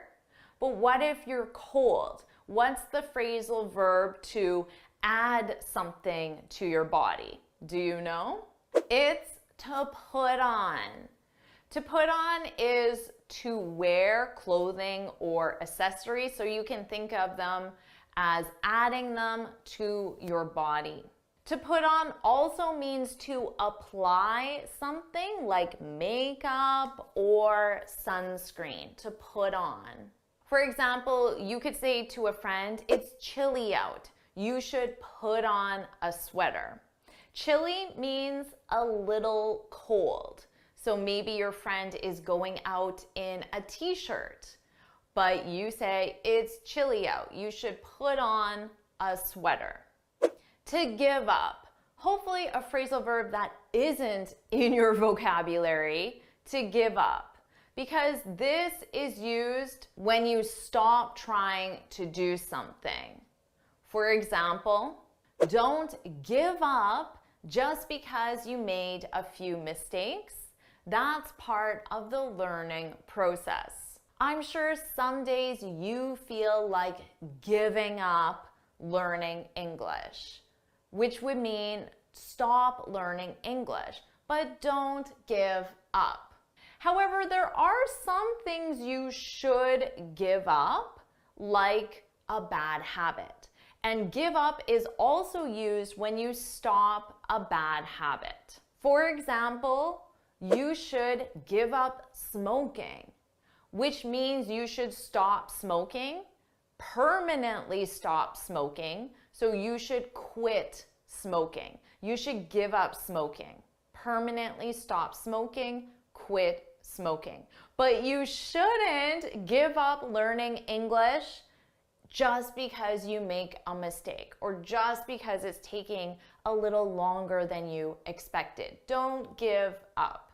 To look for. When you look for someone or something, you simply try to find, to locate someone or something. For example, I looked for you at the conference, but it was busy. This means I tried to find someone, a friend, a coworker, someone I know. I tried to find someone at a conference. I looked for her or him, but I didn't find that person because there were too many people at the conference. The conference was busy.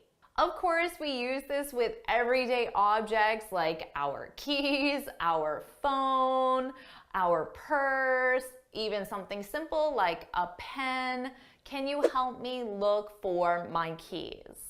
This is another way of saying, can you help me find my keys? Can you help me locate my keys? Because I don't know where they are.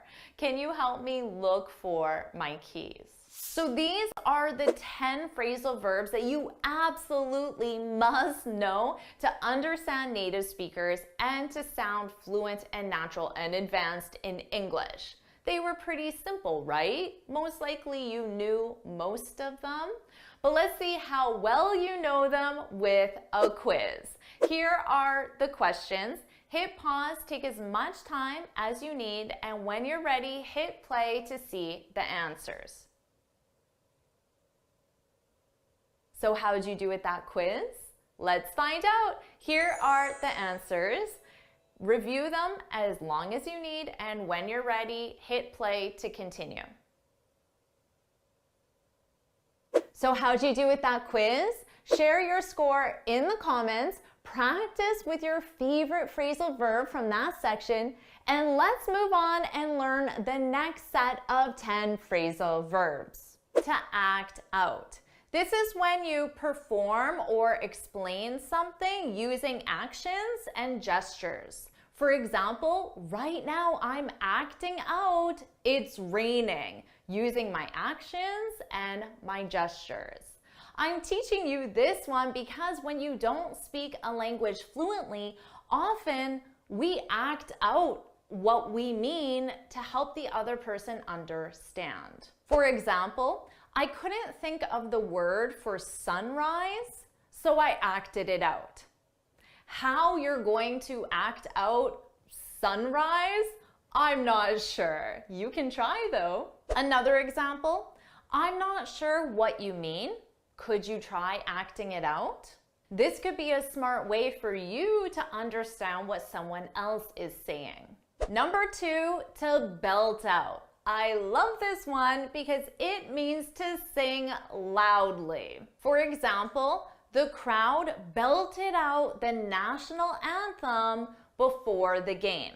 So the crowd sang the national anthem loudly. They belted it out. And here's another example that is true for me. I love driving alone because I can belt out my favorite songs. I can sing those songs very loudly. Number 3, to catch up with someone. This is a must-know phrasal verb. This is when you meet someone after a period of time to find out what they've been doing. So let's say you and your friend haven't seen each other for 1 month. Well, you don't know what your friend has been doing for that 1 month. So you could text your friend and say, "We need to catch up. Are you free tomorrow?" This is a very common way that 2 native speakers will arrange a social gathering. You could also simply say, "Let's catch up soon." And this means let's meet soon so I can find out what you've been doing and you can find out what I've been doing since the last time we saw each other. Number 4, to grind away at something. This is when you work on something for a long time or with a lot of effort. For example, I had to grind away at my taxes all weekend. So this means I worked on my taxes, but because I said grind away at, you know it took me a long time and a lot of effort. You could also say, "I've been grinding away at this report all week, but it's still not done." So you've spent a lot of time on this report, you've put in a lot of effort, but it's still not done. You've been grinding away at it. Number 5, to gnaw at. This means to trouble, worry, or annoy someone. First of all, notice that silent G, gnaw. Gnaw. It starts with an N sound. Gnaw at. To gnaw at. For example, his text message has been gnawing at me all day. So his text message has been troubling me, worrying me, or annoying me. You don't exactly know which one it is, but based on context and based on my emotion, my facial emotion, you would know. His text message has been gnawing at me all day. Or let's say you were in a meeting and your coworker said something negative about you in front of everyone, and it's been bothering you. Well, your friend could say, "Don't let his comment gnaw at you. Don't let his comment bother you or annoy you." Number 6, to pull oneself together. This means to become calm or to regain control of your emotions. Calm down, calm down, calm down. So let's say your coworker made that angry or rude or mean comment towards you in front of everyone else, and you became very emotional. You became very upset or very agitated or very angry even. Your friend could say, "Pull yourself together," to let you know you need to regain control of your emotions because you're being too upset, too angry. We also commonly use this in the imperative, pull yourself together. So notice with the imperative, you start with the base verb.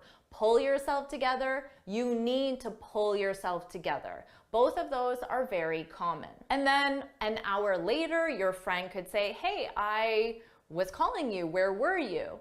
And you could say, "Oh, I went for a walk alone to pull myself together, to regain control of my emotions and simply to become calm." Number 7, to rack up. This means to acquire a lot of something, and that something is generally negative. For example, I racked up a lot of parking tickets while I was on vacation. So maybe you're in a new city and you're not familiar with the parking rules and regulations. So you racked up a lot of parking tickets. Parking tickets are, of course, negative. Or you could say, when I was a student, I racked up a lot of student debt. Again, student debt is, of course, a negative, and you racked it up, you acquired it. Number 8, to rub off on. This is when a quality or a characteristic is passed from one person to another person. For example, her passion and enthusiasm rubbed off on me. So this means my friend was being very passionate and enthusiastic. And because of that, I became very passionate and enthusiastic. So her passion and enthusiasm rubbed off on me. But we also use this with negative qualities and characteristics. For example, don't let Frank's anxiety rub off on you. So Frank is always anxious, and he's sharing his anxieties in public with his team.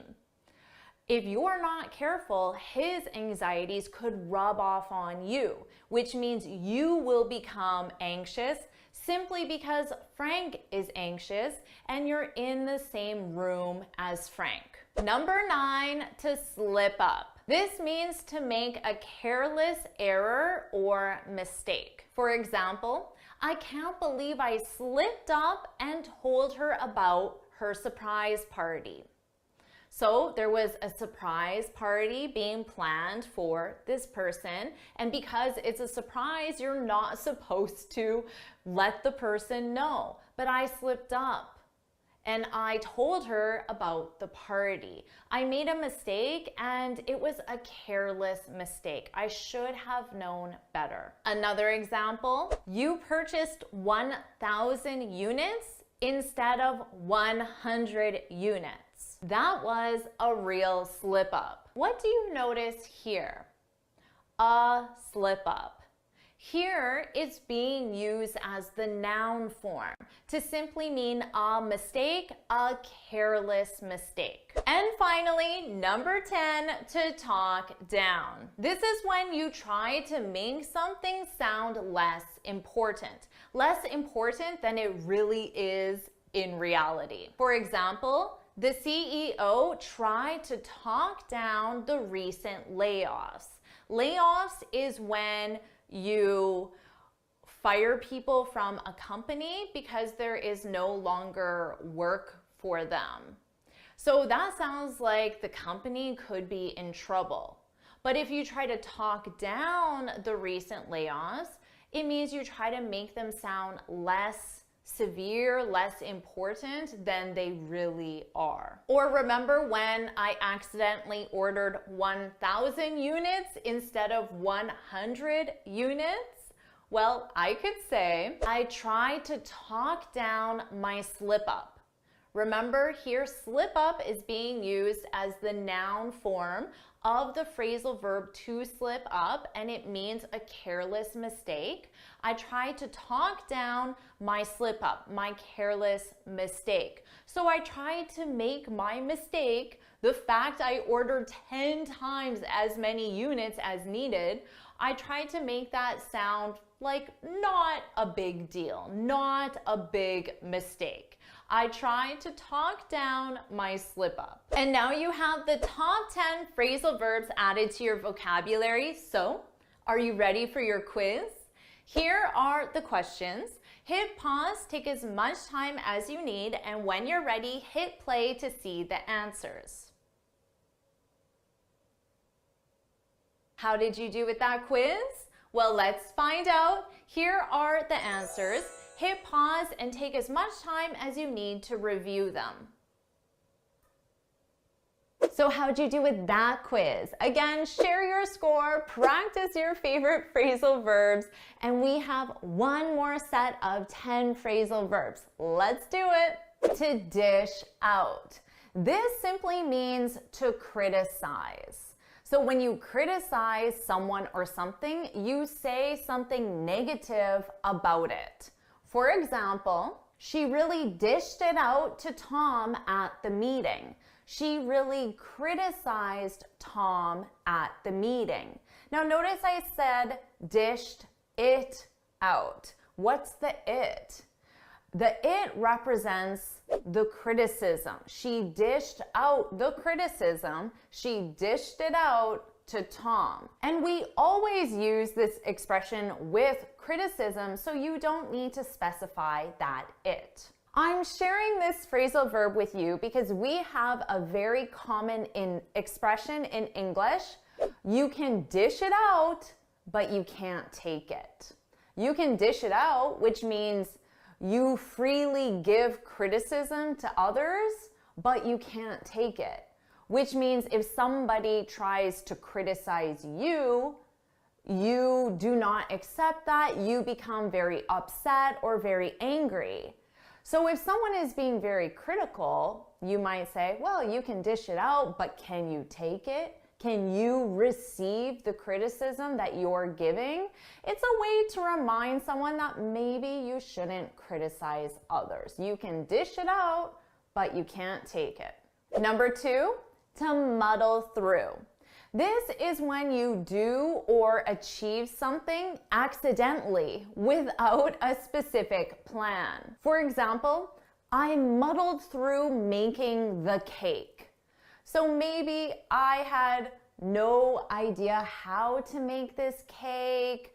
I didn't know the procedure. I didn't feel prepared. I muddled through making the cake, but it was actually quite delicious. So sometimes when you muddle through something, the result isn't very positive because you don't actually have a plan. Other times, it can be positive in the end. Number 3, to nerd out. Oh, I love this one. When you nerd out on something, it means you discuss it in great detail. Greater detail than the average person would normally do. For example, I can nerd out on sentence structure all day. I can discuss sentence structure, English sentence structure, all day. But my friends who are native English speakers have no interest in discussing English sentence structure. To them, that is boring. But to me as an English teacher, and most likely to you as an English learner, we can nerd out on the English language all day. I can also nerd out on plants, talking about plants, different types of plants, looking at plants. I really love plants as well. But the average person probably doesn't want to discuss it in as much detail as I do. What about you? What's something that you could nerd out on? Nerd out on this specific topic all day. Share that in the comments. Number 4, to stick around. This is a very common phrasal verb, and it simply means to remain in a place for a period of time.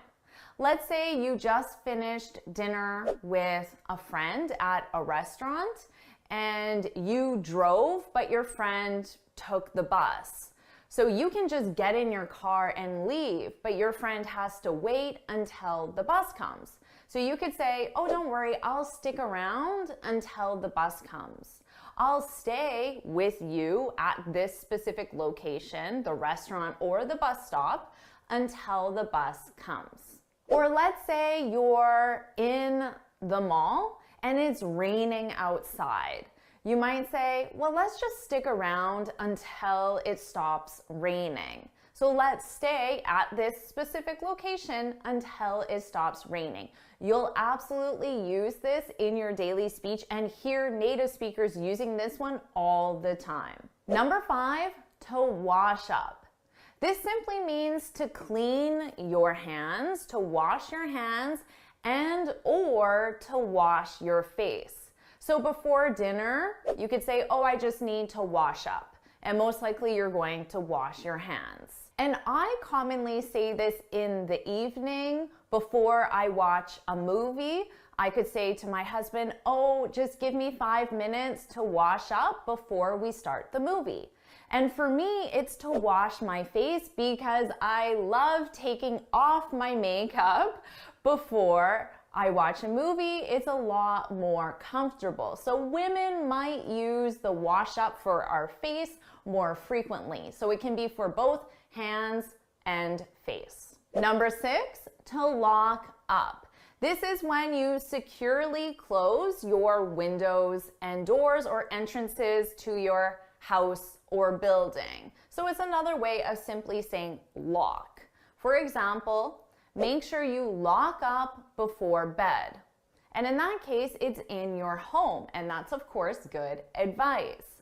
But if you work in a building, someone is likely responsible for locking up at the end of the workday. So one person might be responsible for making sure that all the entrances to that building are securely closed or locked. So for example, Sally is responsible for locking up.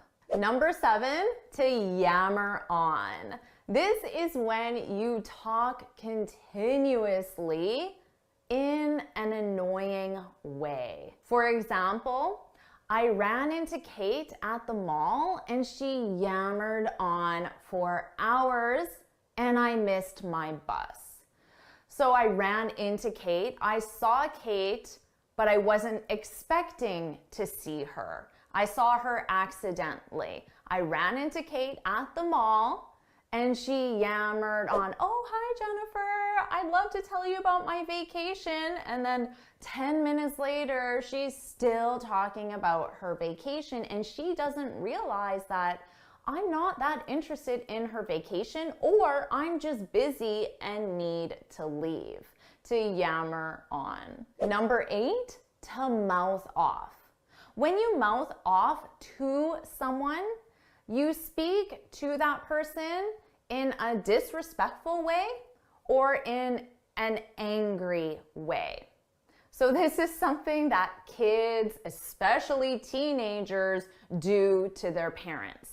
And when I was a teenager, if I mouthed off to my parents, I would be grounded. When you're grounded, this means that certain privileges are taken away from you.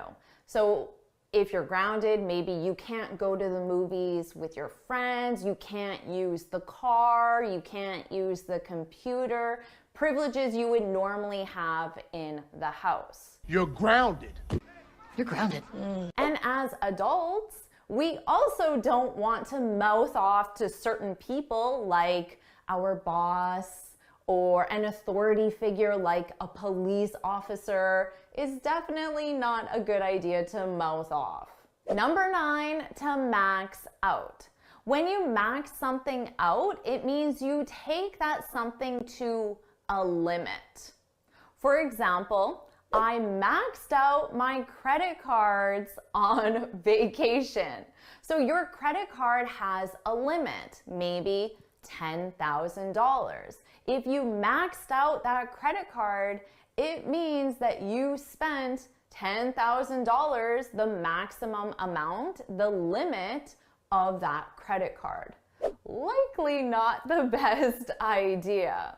And finally, number 10, to load up on. When you load up on something, it means you consume a lot of that something, or you purchase a lot of that something for a specific purpose. So let's say you're an athlete. Right before a race or a competition, you might load up on carbs. Carbs are carbohydrates, energy for your body.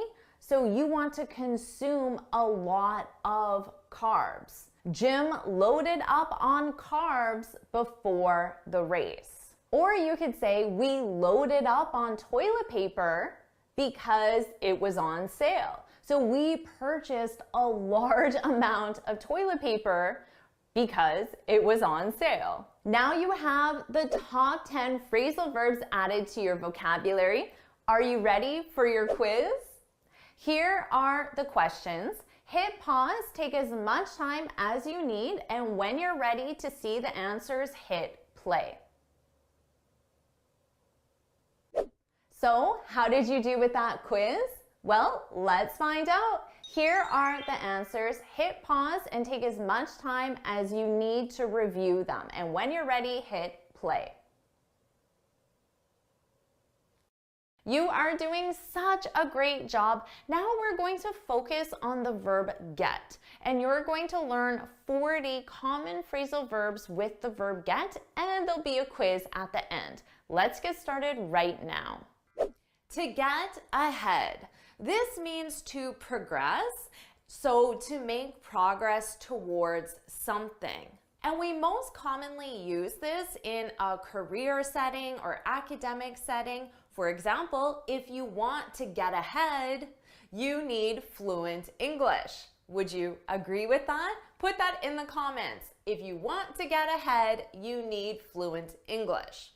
Now notice how I didn't specify get ahead in what. If you want to get ahead at work, in your career, so don't forget that. But you can also just say if you want to get ahead. To get along with. Most students know this one. Do you know this one? When you get along with someone, it means you have a good relationship with that person. I really get along with my boss. But we commonly use this in the negative. I don't get along with my boss. So you can use it in both the positive or the negative. So which describes you? I get along with my boss. I don't get along with my boss. To get away. This means to escape. So you can use this in two contexts. The criminal got away. So that means he escaped. The robber got away. He stole my car and he got away. He escaped. But we also use this more in the sense of to escape from your daily life, the difficulties of your daily life. Oh, I really need to get away. Work has been so busy. I don't get along with my boss. I need to get away. Another common phrasal verb with get away is to get away with something. And that something is negative. For example, she got away with the crime. This means she wasn't punished for the crime. So she did something wrong, but she got away with it. She got away with stealing the car. Notice that verb ing, with stealing the car. To get off lightly. This is when you are punished for something, but you're punished less severely than you anticipated.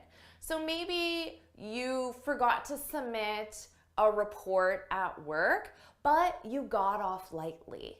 Your boss didn't fire you, but they did remove you from the account. So you were punished, but you were punished less severely than you expected.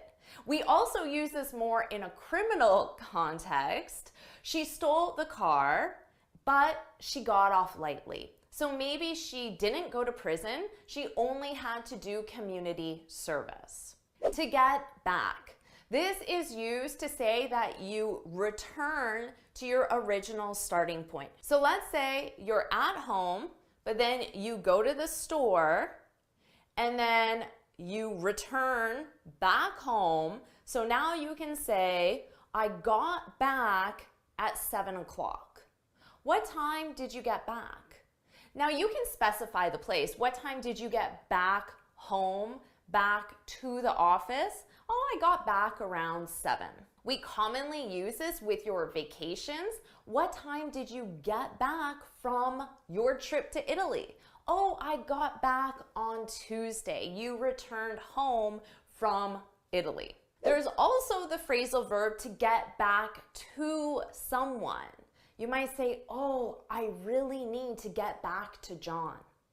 When you get back to someone, it means you respond to that person. So if I say I need to get back to John, It means that John contacted me, but I have not replied. So maybe he asked me a question and I have not answered his question. I need to get back to John. Or John might say, when are you going to get back to me? When are you going to respond to my question? When you get back into something, it means you continue doing something that you stopped for a period of time. So let's say you decided to learn how to play guitar or piano, and you play guitar every week for months and months and months. And then you stop playing guitar. You get very busy at work. But then work is no longer busy, so you say, oh, I need to get back into guitar. I need to get back into my guitar lessons. So maybe you could use this with your language lessons. I need to get back into my English language class. Are you enjoying this lesson on phrasal verbs? You are probably a little bit confused as well because there are just so many phrasal verbs in English. And if you want to become very confident with phrasal verbs, then I want to tell you about the Finally Fluent Academy. This is my premium training program where we study native English speakers on TV, movies, YouTube, and the news so you can learn the most common phrasal verbs, idioms, and expressions very quickly and easily. Plus, you'll have me as your personal coach. So you can look in the description to learn more about becoming a member today. Now let's continue on with our next get phrasal verb. To get back at someone. This is used for revenge. So if you didn't get back to John, which means you didn't reply to John and you didn't answer his question, maybe John will try to get back at you. He'll try to get revenge on you. So maybe he'll tell everyone that you're not very helpful. And that's how he gets back at you. To get behind someone or something, this is when you support someone or something. So let's say your company has a new policy on their dress code and you like the policy. You can say, I can really get behind that policy. You support that policy. To get by, this is when you have just enough resources to survive. We most commonly use this with financial resources. So you might say, with inflation, I can barely get by.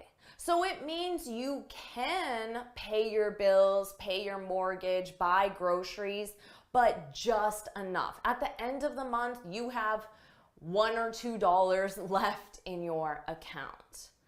I'm getting by.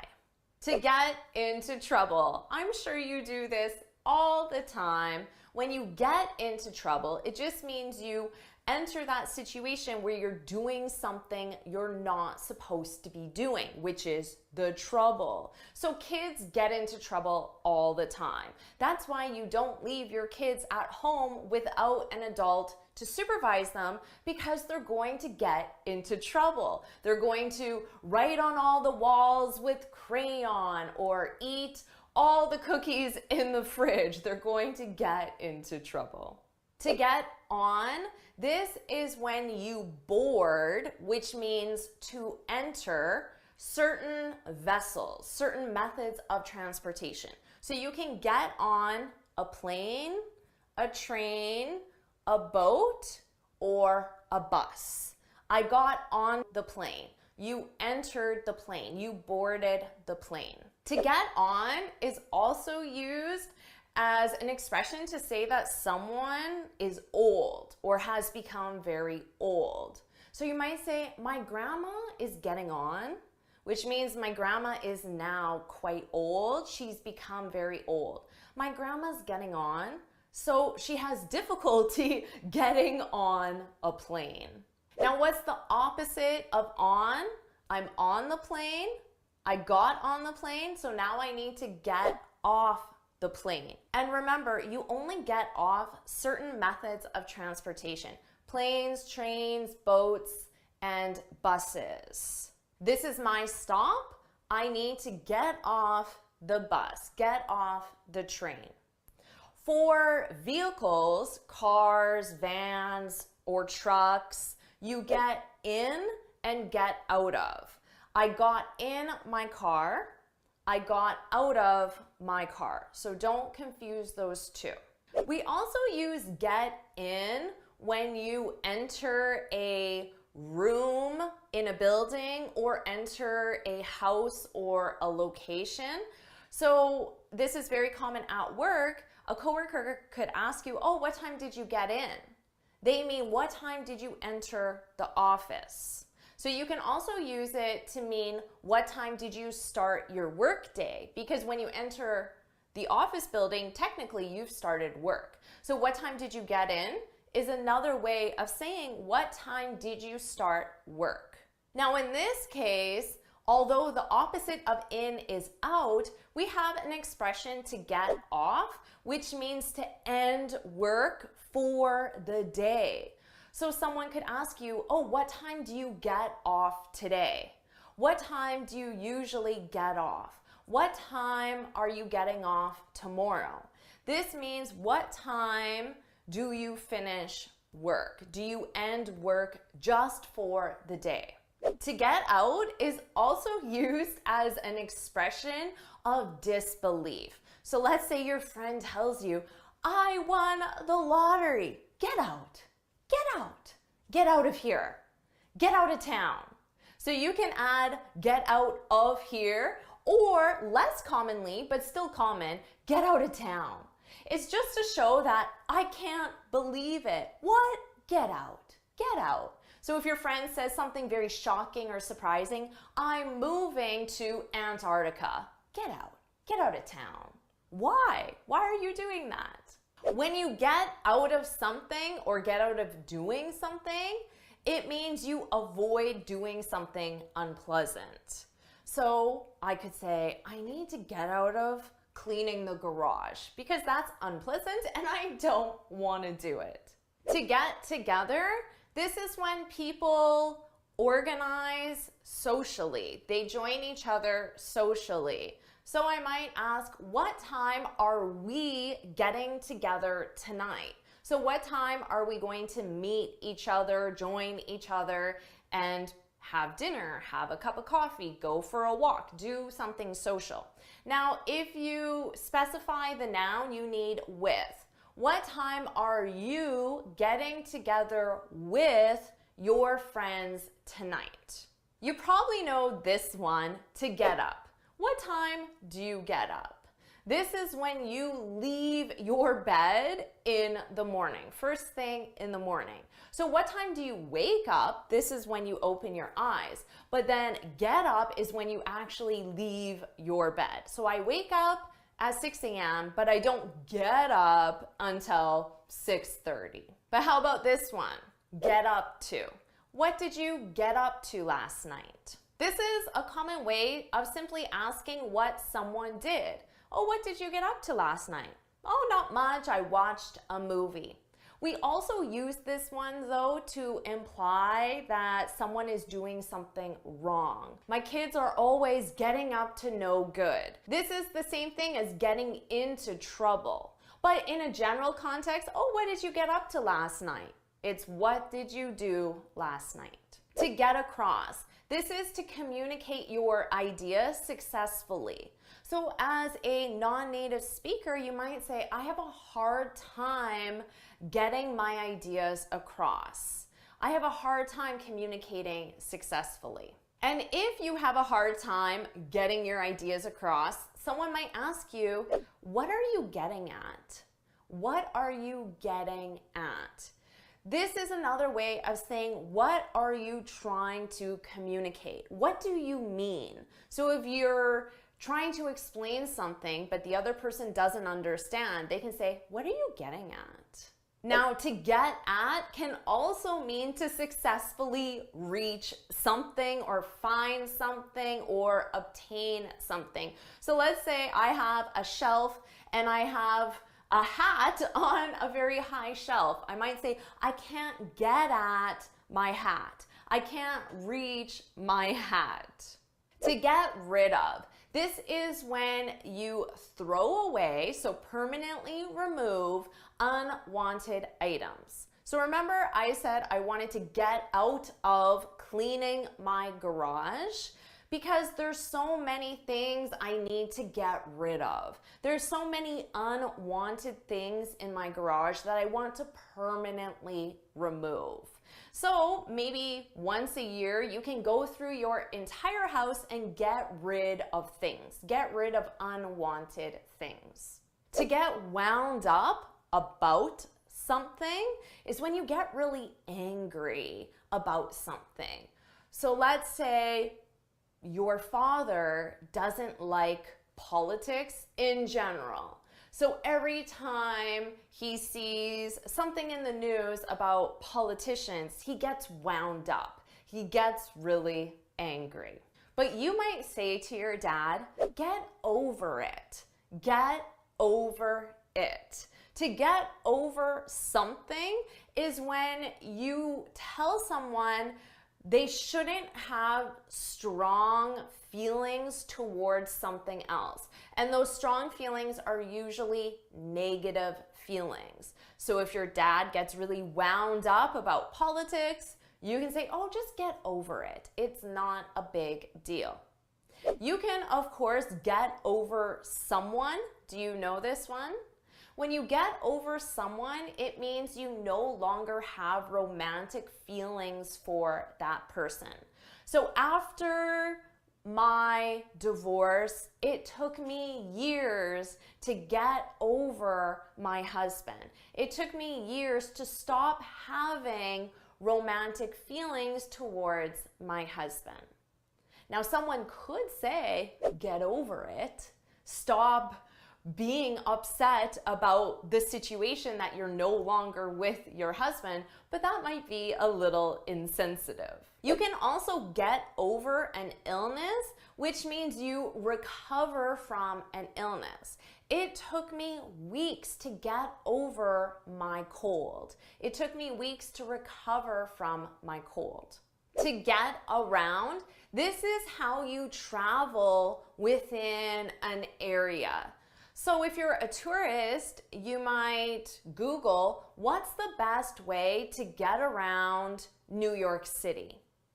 And of course, it's not by car. You don't want to get around by car because the traffic is terrible. So walking is the best way to get around, or taking the subway is the best way to get around New York City. When you get around to something or to doing something, it means you finally do something after not doing it for a long period of time.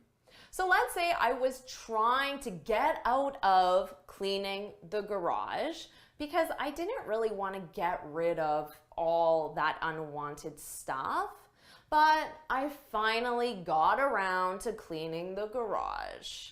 So I finally cleaned the garage after a long time of not cleaning the garage. To get it together is when you take control of your life or your emotions. So let's say your friend is really upset because she broke up with her husband and she has not gotten over him. And you want to tell your friend to just get over it. But instead, you tell your friend, get it together. Get it together. You need to take control of your emotions because your friend is crying all the time, or she's really upset, she's really moody, angry, not pleasant to be around. And you tell your friend you need to get it together, which is a little bit of tough love, but sometimes it's necessary. There are many phrasal verbs with get through that have different meanings. When you get through something, it means you endure or deal with a difficult situation. It was really difficult for me to get through my father's death. So my father died. Obviously, that's a difficult situation. Hopefully you don't say get over it, because that would be very insensitive. But I had a hard time getting through my father's death. So you can use this in a personal situation. You can use it in a work situation as well. I don't get along with my boss, so I have a hard time getting through our meetings. I have a hard time dealing with our meetings because I don't get along with my boss. When you get through something, it can also mean that you successfully finish something that was very difficult or time-consuming. I finally got through the report. So you finished it, but it took you a really long time. It was difficult. When you get through to someone, it means that you successfully contact them after numerous attempts of trying to contact them. So let's say I needed to get back to John. I needed to respond to John, but every time I called John, I got his voicemail. I could say, I'm having a hard time getting through to John. So I can't get back to John because I can't get through to him. But we also use to get through to someone when you're able to communicate something to someone in a way that they understand it. So I told my friend that she shouldn't quit her job, and I explained all the reasons why, and I finally got through to her. So I finally made her understand why she shouldn't quit her job. Your head is probably spinning right now with all of these phrasal verbs with get, but all you need is some practice, practice, practice, and repetition. So let's do that right now with a quiz so you have a chance to review and practice these get phrasal verbs.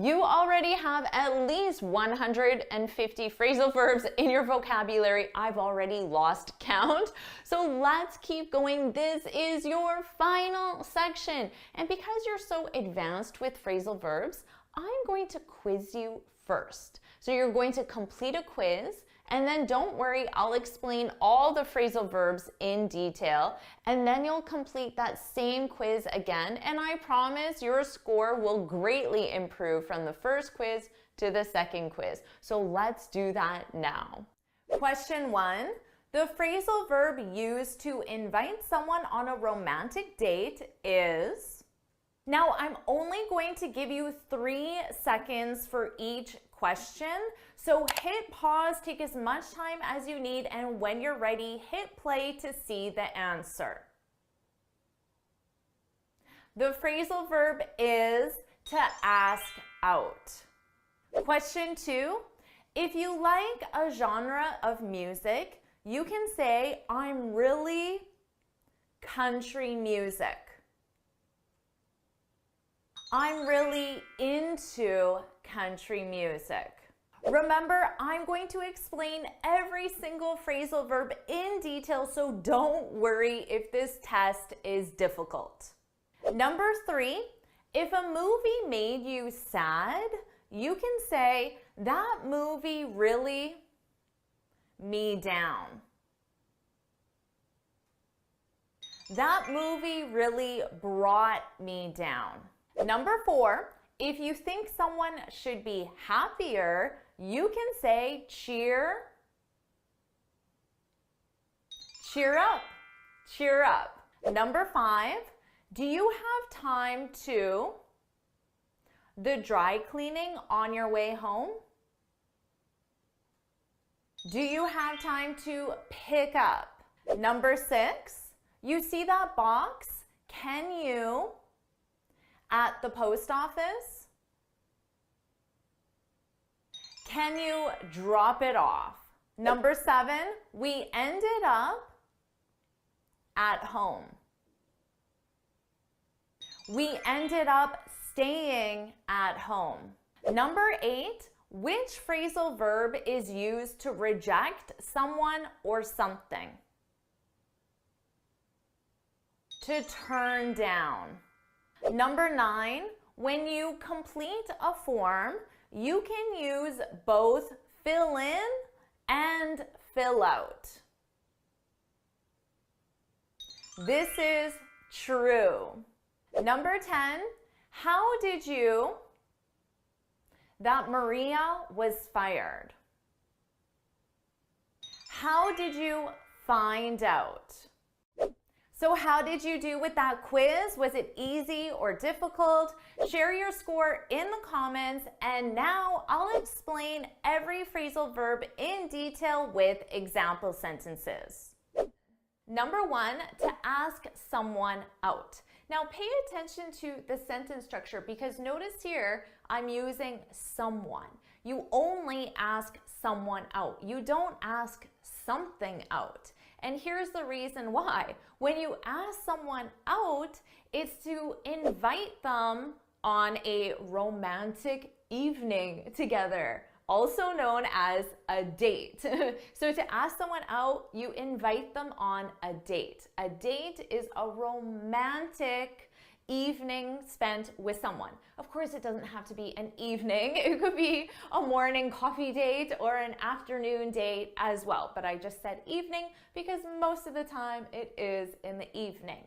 So let me give you an example sentence. Why hasn't Jim asked Maria out yet? He's obviously into her. So notice here, why hasn't Jim asked Maria out? Ask someone out. Our someone is Maria. Now, of course, you need the subject who's doing the action. So Jim is inviting Maria on a date. A date is always romantic, right? Now, Maria could say no, and we're going to talk about that later on in one of our phrasal verbs. So let me give you that example again.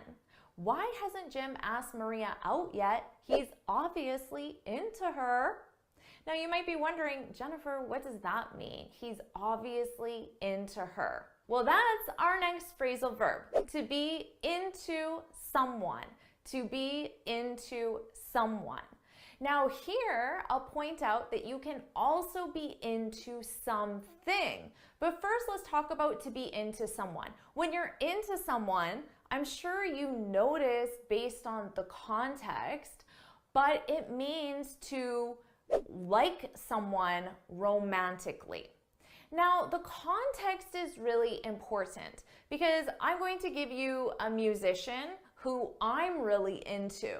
I'm really into Jack Johnson. Now, when I say that, oh, I'm really into Jack Johnson, I don't like Jack Johnson romantically, although he is pretty cute, I guess, but I don't like him romantically, but I really like his music.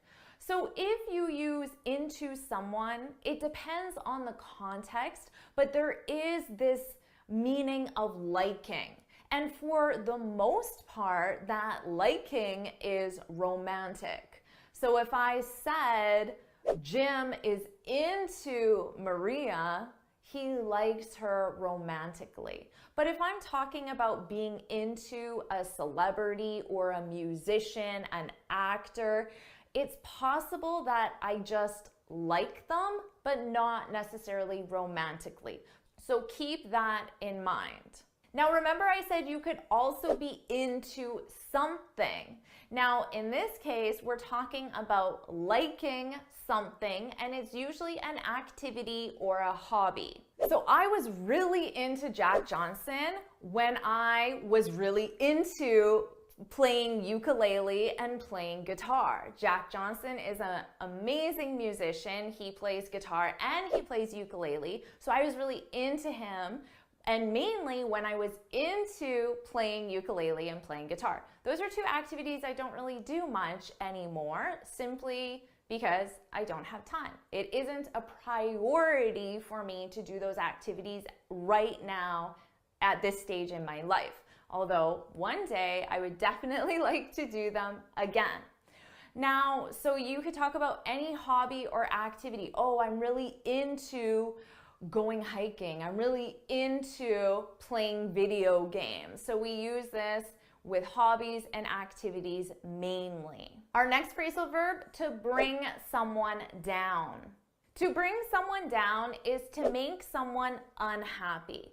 But there's that transition because that person was happy and then something happened to bring them down, and now they're not happy, or they're at least less happy than they were before. So I could say that movie really brought me down. Now notice here, my subject is the movie. The movie brought me down. I could also use a person. My boss brought me down. So something or someone can bring someone down. That movie brought me down. So I was happy, and then I watched the movie, and now I'm not happy or I'm less happy. Probably because the movie was very sad or depressing, something like that. Number 4, to cheer up. So you can think of this as the opposite. To cheer someone up is to make them happier. Now we commonly use this in the imperative. Cheer up. Cheer up, Julie. Cheer up. Don't be sad. Cheer up. So we commonly use this in the imperative, but you can use it in other ways. For example, I could say, I took my friend out to lunch to cheer her up. To cheer her up. So that's the reason why. I wanted to make her happier. To cheer her up. Number 5, to pick someone or something up. This is one of the most common phrasal verbs. You probably know it. But did you know you can also pick something up? You pick someone up and you also pick something up. And that's when you take an object or a person from one location to another location. So of course you might know it in the sense of, I pick my kids up after school. Or I pick my husband up after work, right? That's probably how you know it. But you can use it with a something.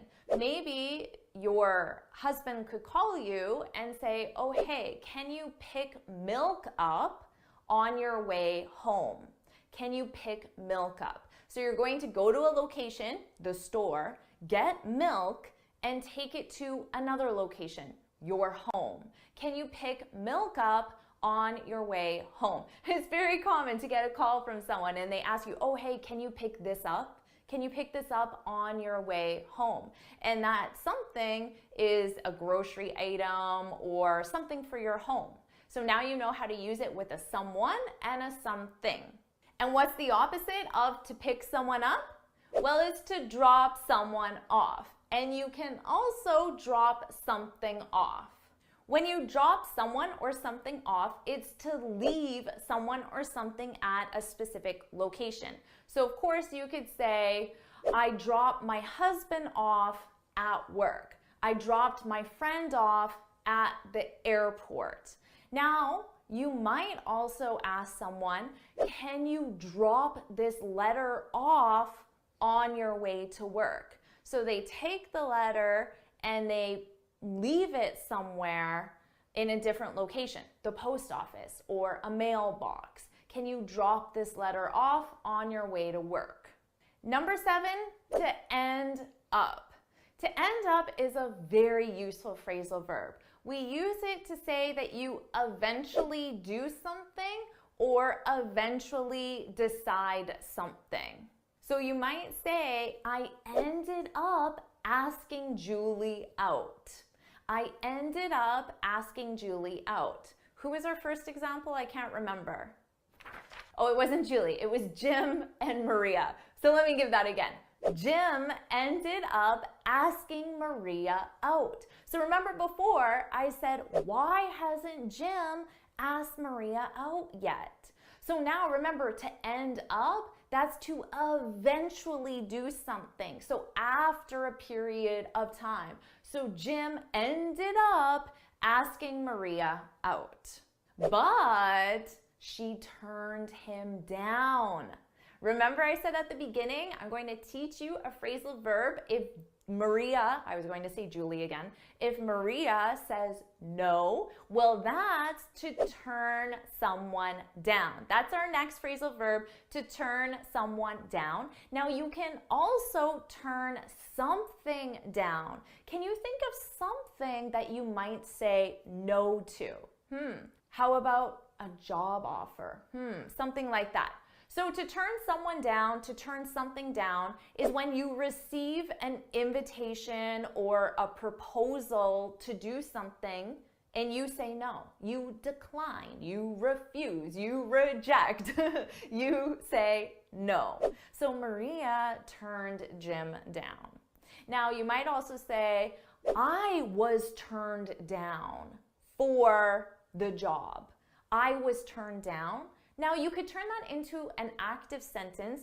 They turned me down.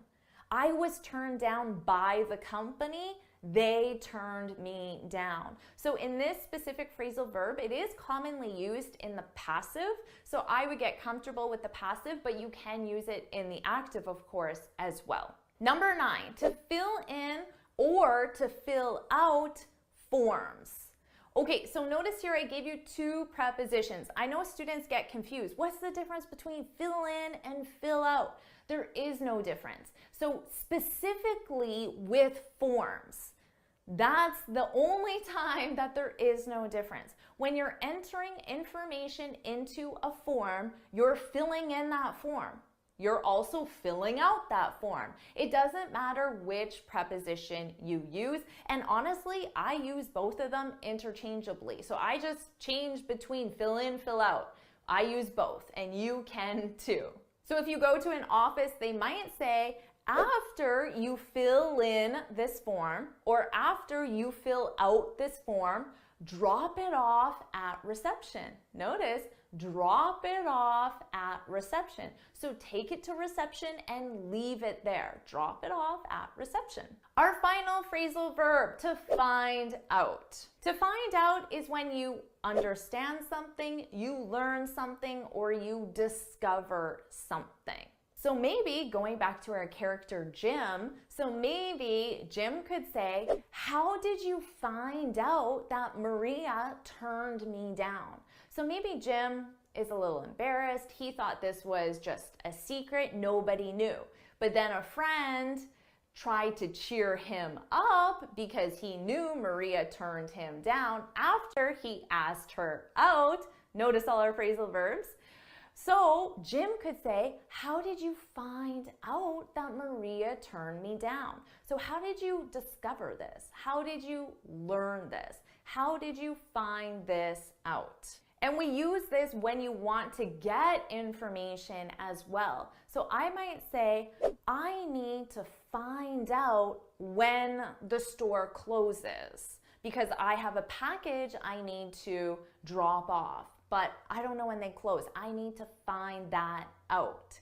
So learn or discover that specific information. So now that you understand all of these phrasal verbs, how about we do the quiz from the beginning again? And then you can compare your score from the first time to the second time. So let's do that same quiz now. Question 1. The phrasal verb used to invite someone on a romantic date is... The phrasal verb is to ask out. Question 2, if you like a genre of music, you can say, I'm really country music. I'm really into country music. Number 3, if a movie made you sad, you can say, that movie really me down. That movie really brought me down. Number 4, if you think someone should be happier, you can say cheer up, cheer up. Number 5, do you have time to the dry cleaning on your way home? Do you have time to pick up? Number 6, you see that box? Can you at the post office? Can you drop it off? Number 7, we ended up at home. We ended up staying at home. Number 8, which phrasal verb is used to reject someone or something? To turn down. Number 9, when you complete a form, you can use both fill in and fill out. This is true. Number 10, how did you that Maria was fired? How did you find out? Question 1, please bear me while I look up your file. Please bear with me while I look up your file. Question 2, the phrasal verb to attend to means to work on. Number 3, why are you so angry? You need to cool down. Number 4, the phrasal verb for repair is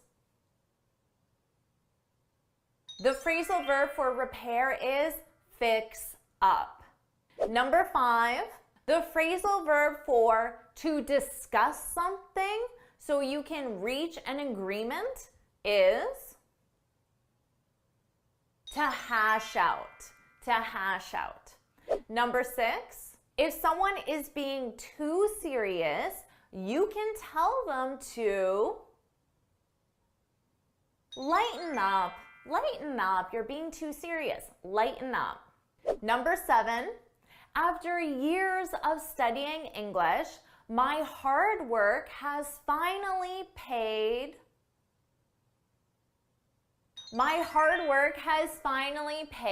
off. Number 8, we shouldn't rule out a graphic designer.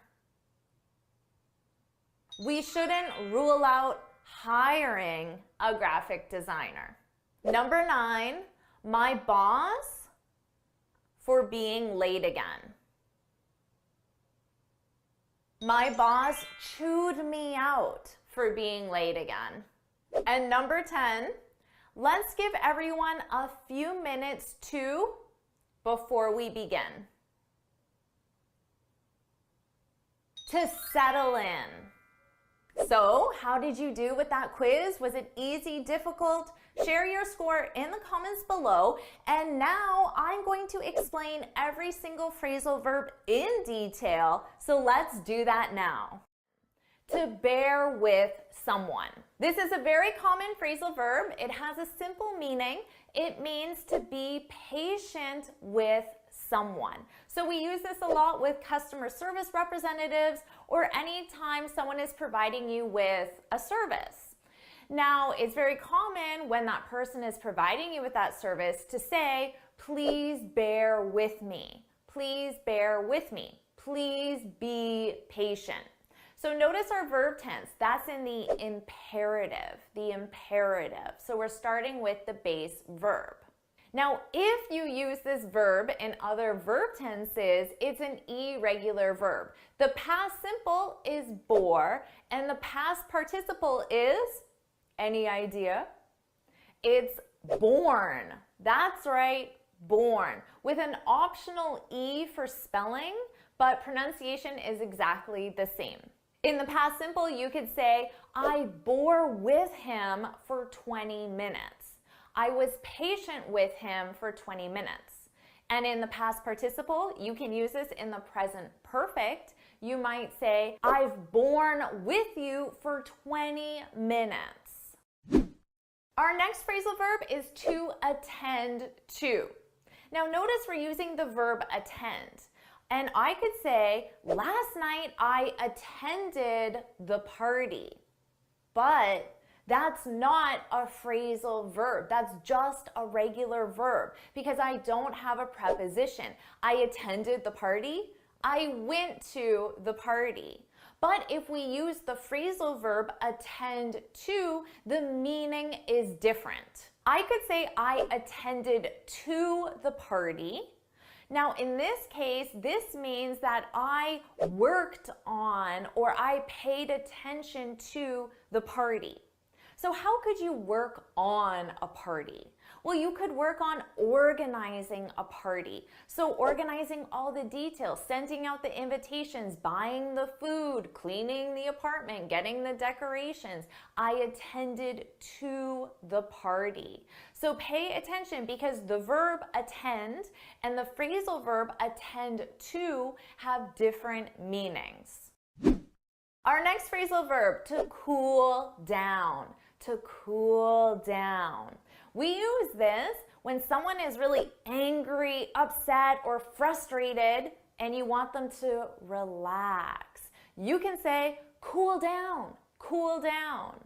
So let's say a client has been sending you a lot of emails and you're feeling really angry, irritated, annoyed, frustrated with that client. But before you call that client, you should definitely cool down. You need to take a minute and relax because you don't want to call that client when you're angry and frustrated and annoyed. You need to cool down, relax, chill.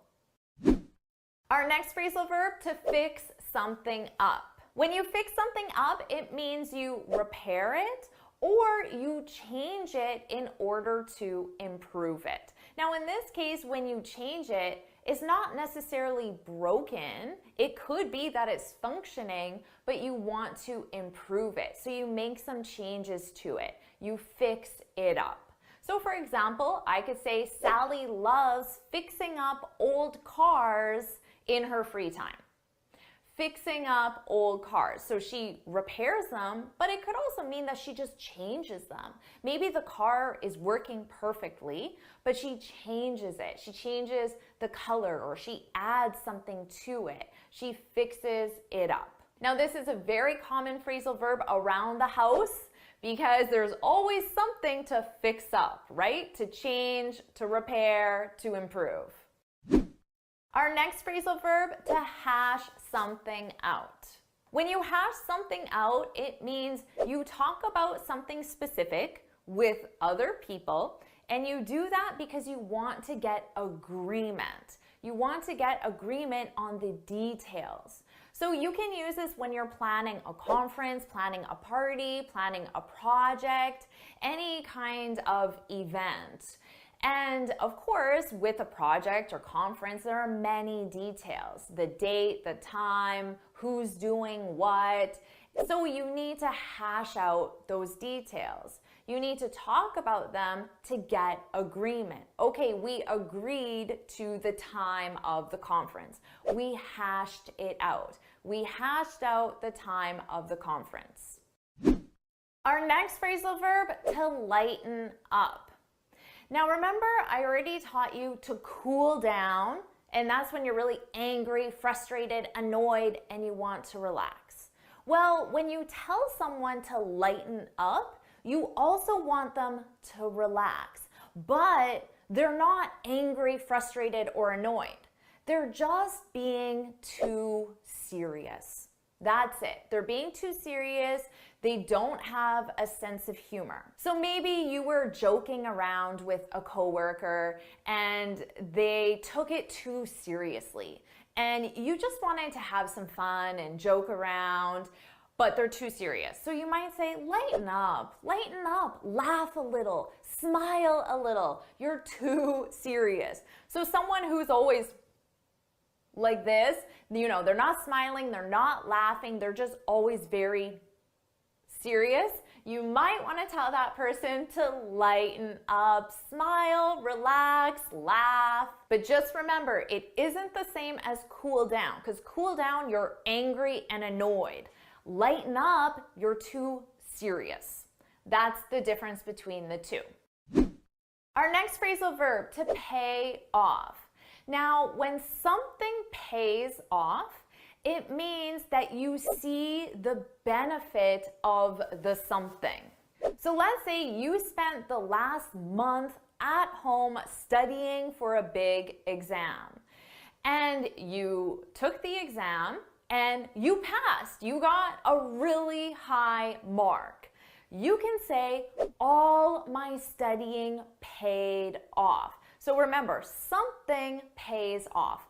All my studying paid off. I now see the benefit of all the studying I did. So we use this a lot for any kind of work or effort that you put in. Now, it can be mental work for studying for your job, but it can also be physical work as well. So all your dieting, your exercising paid off because now you lost weight, you're stronger, you see the benefit of all your work. So we can use this with both mental work and physical work.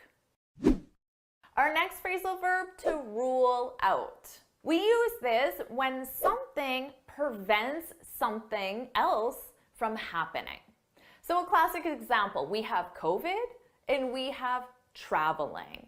Now, COVID is preventing traveling from happening, right? So we can say COVID ruled out traveling, right? COVID prevented traveling. COVID ruled out traveling. Our next phrasal verb, to chew someone out. To chew someone out. This is when you tell someone that they've done something wrong, but you tell them angrily. So you don't tell them calmly, you know, you made a mistake, you shouldn't have done that. No, you're angry. So you might yell a little, you might use language that you normally wouldn't. You're angry, somebody did something wrong, and you tell them. So maybe your boss chewed you out because you were late for an important meeting. So your boss was not calm, your boss was angry. Why were you late? You shouldn't have been late. Why haven't I fired you yet? He chews you out. Or maybe you're on a sports team and your coach chewed you out because you missed an important practice. Now, if somebody chews you out and they're really angry, what phrasal verb goes with that? Phrasal verb that we've already learned. Cool down, right? Because if somebody's angry, why were you late? You can say, cool down, relax. And then you can explain why you were late. Our final phrasal verb, to settle in. When you settle in, it means you get comfortable in a new environment. And that new environment is generally a new house, a new school, a new workplace. And of course, at the beginning, you're not comfortable just because everything is new, right? But then you need some time to settle in. So settle in just means to get comfortable in a new environment. So let's say you move to a new city and a few weeks later, a friend could ask you, oh, have you settled in? Have you settled in? So they're just asking you, do you feel comfortable in your new city? And then you might reply back and say, yeah, I've settled in, or no, I haven't settled in yet. Now that you know how to use all of these phrasal verbs, how about we do the exact same quiz from the very beginning, and you can compare your score from the first time to this time. So let's do that quiz again now. Question 1, Please bear me while I look up your file. Please bear with me while I look up your file. Question 2, the phrasal verb to attend to means to work on. Number 3, why are you so angry? You need to cool. You need to cool down. Number 4, the phrasal verb for repair is? The phrasal verb for repair is fix up. Number 5, the phrasal verb for to discuss something so you can reach an agreement is to hash out. To hash out. Number 6, if someone is being too serious, you can tell them to lighten up. Lighten up. You're being too serious. Lighten up. Number 7, after years of studying English, my hard work has finally paid. My hard work has finally paid off. Number 8, we shouldn't rule out a graphic designer. We shouldn't rule out hiring a graphic designer. Number 9, my boss for being late again. My boss chewed me out for being late again. And number 10, let's give everyone a few minutes before we begin. To settle in. Question 1, the phrasal verb used when you gradually introduce a new rule, policy, or law is? The phrasal verb is to phase in. Question 2, if you want to reserve a specific time in your calendar, you can block it. You can block it off. Question 3, when the fire alarm went off, everyone of the building.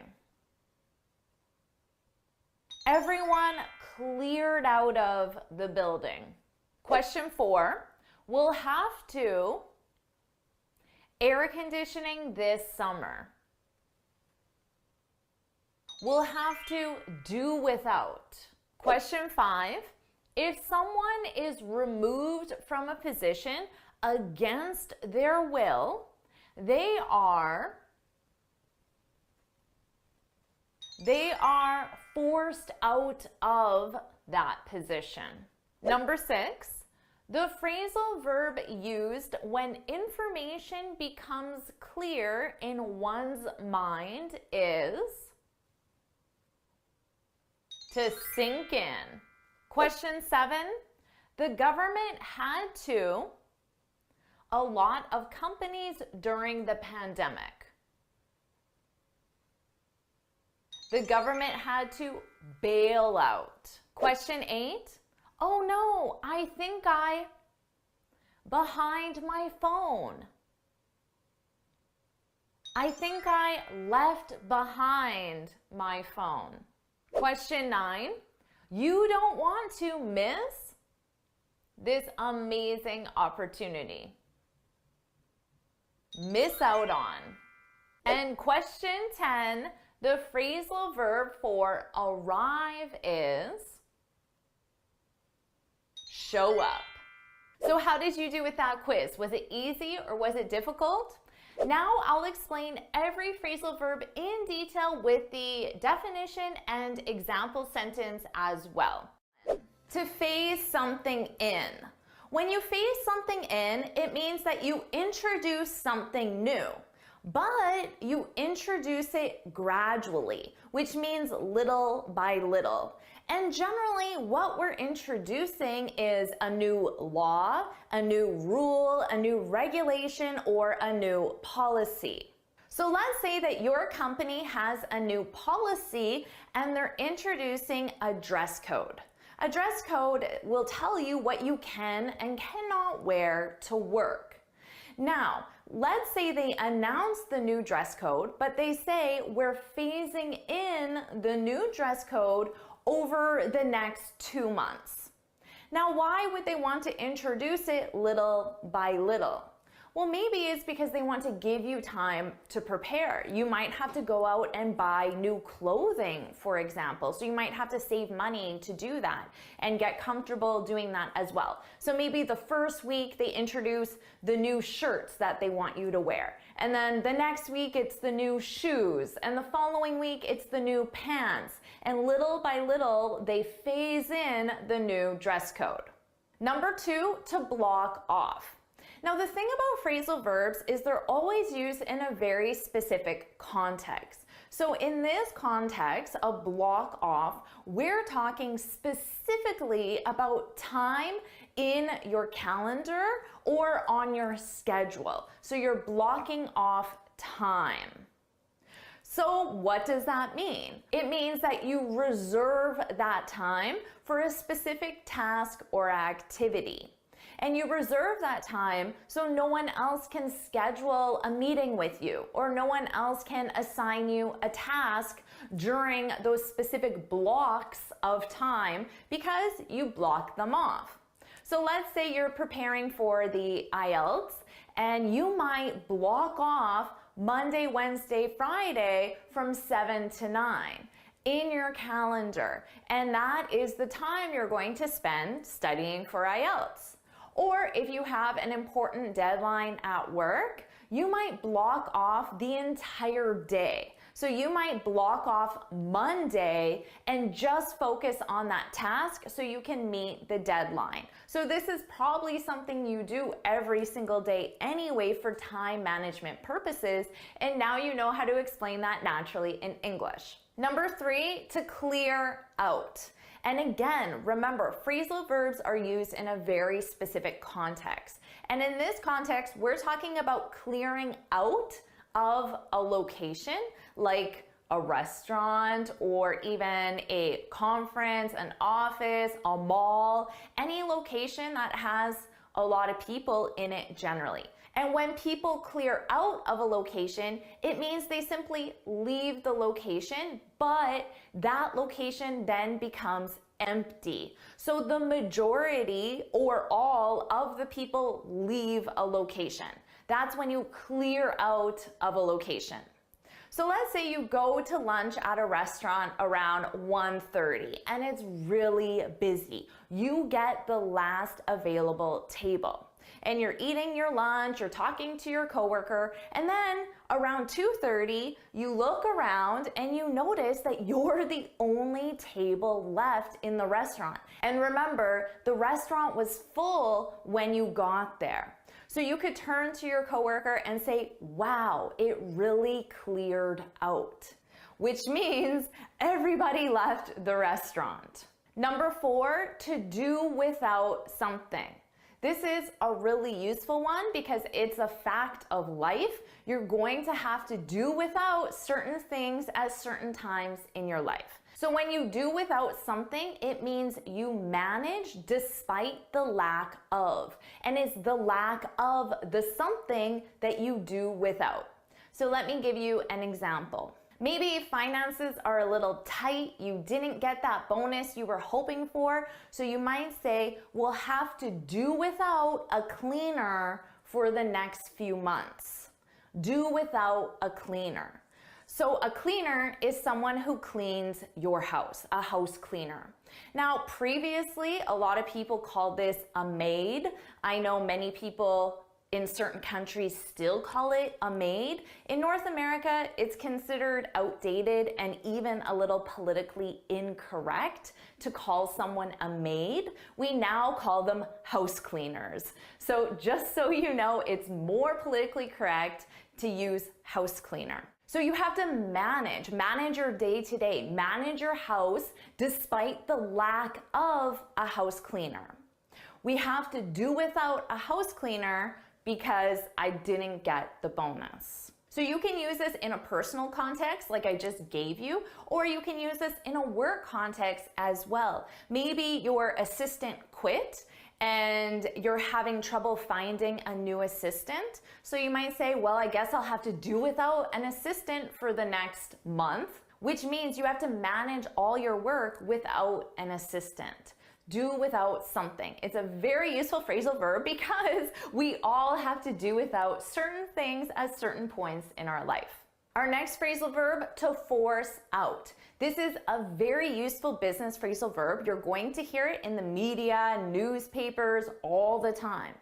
When someone is forced out, it means that they are asked to leave their position, but it wasn't their decision to do so. Notice the sentence structure I used. I put this in the passive, to be forced out. For example, the CEO was forced out after the scandal. So there's a scandal. Obviously, it didn't look good for the CEO. So the company wanted him to leave. The CEO himself did not want to leave, but the company wanted him to leave. So the CEO was forced out. Now, if you use it in the active sentence, you'd be talking about who forced out the CEO. So you might say the board of directors forced the CEO out after the scandal. So you can absolutely use this in the active, but it's very commonly used in the passive. Our next phrasal verb, number 6, to sink in. When something sinks in, it becomes clear in your mind. And the something that's sinking in is information, news, an event. For example, it took him a while before his mother's death sunk in. So his mother died, but that fact, that event, didn't sink in for some time. It didn't become clear. So he didn't process it, he didn't fully understand it, he didn't fully accept it as a fact, as a reality for some time. So the event, his mother's death, didn't sink in. So we do use this a lot for tragic events, but we can also use this with difficult or complicated information. For example, let's say your coworker is explaining a new accounting software, and it's pretty technical. So your coworker is explaining it quite quickly. And you might say, give me a minute to let that sink in. So that is the information your coworker was just explaining. And for that, the information to sink in, it means for you to fully understand it, to fully process it. So we can use it for tragic events, but we can also use this for complicated information. Number 7, to bail out. This is another must-know business phrasal verb, but you can also use it in your personal life as well. When you bail someone out, it means that you rescue them, and you rescue them from a financially difficult situation. So remember that CEO that was forced out in our previous example? Well, maybe he had a sister that bailed him out. His sister bailed him out, which means his sister helped him financially. So maybe she gave him a place to stay because he couldn't afford his rent. She gave him food because he couldn't afford groceries.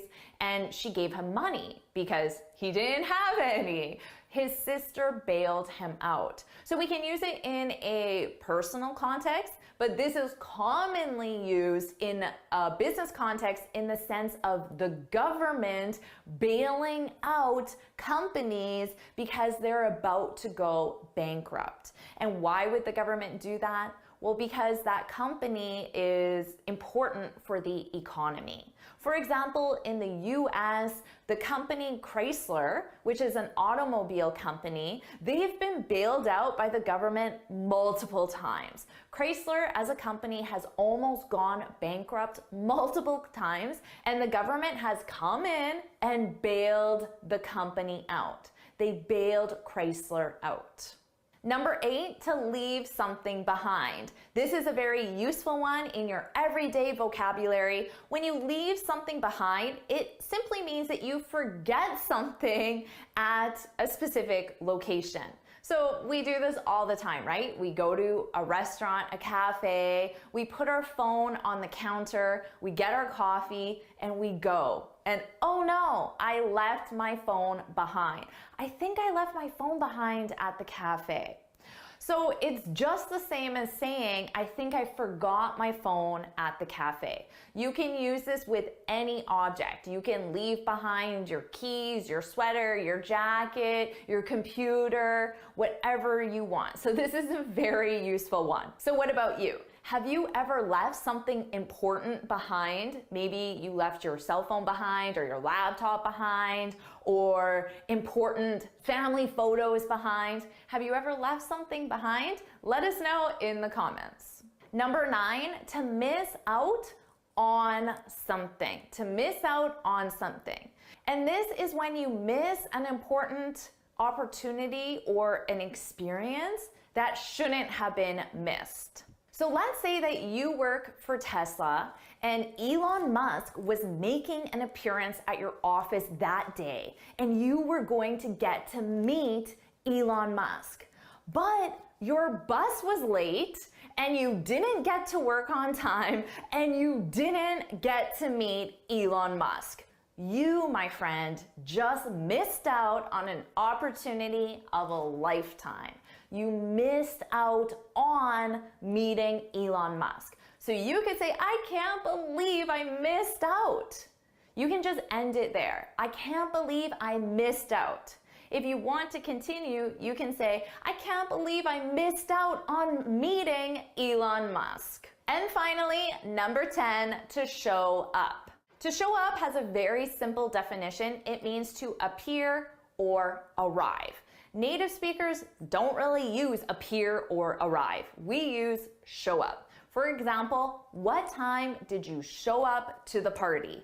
I would never say, what time did you arrive to the party? I wouldn't say that. That sounds unnatural, outdated, too formal. I would say, what time did you show up? What time did you show up to the party? What time did you show up last night? Now, let's say you got to work late one day and your boss is standing at your desk as you're walking to your desk and you're 45 minutes late, and your boss might look at you and say, oh, how nice of you to finally show up.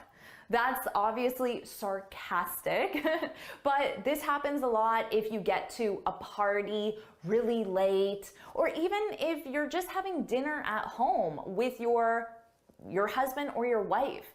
But dinner is normally at 7 and you don't get home till 7:30 and your husband or your wife has been waiting and waiting and waiting. When you get home, they might say, oh, how nice of you to finally show up. So we use this a lot in a sarcastic way when someone is late, but we also use it just to talk about getting somewhere. Oh, I showed up at, and then you say the time. So now that you feel more comfortable with these phrasal verbs, how about we do the exact same quiz again, and you can compare your score from the first time to the second time. So let's do that quiz again now. Question 1. The phrasal verb used when you gradually introduce a new rule, policy, or law is? The phrasal verb is to phase in. Question 2, if you want to reserve a specific time in your calendar, you can block it. You can block it off. Question 3, when the fire alarm went off, everyone of the building. Everyone cleared out of the building. Question 4, we'll have to air conditioning this summer. We'll have to do without. Question 5, if someone is removed from a position against their will, they are forced out of that position. Number 6, the phrasal verb used when information becomes clear in one's mind is to sink in. Question 7, the government had to a lot of companies during the pandemic. The government had to bail out. Question 8, oh no, I think I behind my phone. I think I left behind my phone. Question 9, you don't want to miss this amazing opportunity. Miss out on. And question 10, the phrasal verb for arrive is show up. Question 1, I used to play video games every day, but eventually I grew out of it. Question 2, do you know why Sarah of the meeting earlier today walked out of the meeting? Question 3, can you add mustard to the shopping list? I just used it up. Question 4, you should your old books to your community store.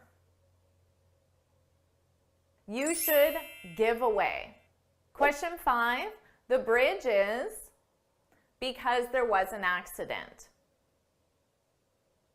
The bridge is blocked off. Question 6, my boss said we can with canceling the contract. We can go ahead. Question 7, my company using cell phones during work hours. My company frowns on. Question 8, I'm sorry I at you during the meeting. I overreacted. Last out. Question 9, can you help me this error sort out? Question 10, the presentation was really long, so for a bit. So I wandered off. So how did you do with that quiz? Was it easy or was it difficult? Well, now I'm going to explain every phrasal verb in detail. Number 1, to block off. This is when you obstruct an exit to prevent people from leaving. This is a very common phrasal verb because on your daily commute to work, you may have to take a detour, which means take an alternative route because your regular exit is blocked off. So let's say you get to work 15 minutes late. You can say, sorry, I'm late. Main Street was blocked off. And most likely that street or exit is blocked off because of construction. It's also possible that there was an accident, or perhaps there's something like a parade or a protest that's preventing people from using that exit. Number 2, to lash out. When you lash out, it means you react angrily. You react with very strong negative emotion. So this phrasal verb is negative and it's used in a negative way. So you might say, she lashed out when I suggested a different approach. So you shared an opinion and the person reacted very negatively, very angrily. They lashed out. Now for this phrasal verb, it's very common to say at someone. She lashed out at me when I suggested a different approach. The at someone is optional. You don't need to do it, but it can be very useful to specify who. So if you want to specify the person, then we use at someone. She lashed out at Jim. She lashed out at us. It could be the entire group. She lashed out at the client. And then you can explain the reason why. She lashed out at the client because the payment was late. Number 3, to walk out. When you walk out, it means you leave a place angrily. So we have another phrasal verb with angrily. You leave a place angrily. So let's say you're meeting with your boss to discuss your performance. Now, maybe you were expecting a 20% raise. A raise is a pay increase, a 20% pay increase, but your boss only offered you 2%.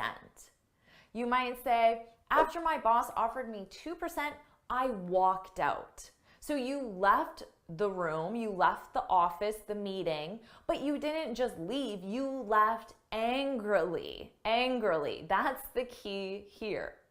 So combining our last phrasal verb, to lash out, to react angrily, we can say, after she lashed out at me, I walked out.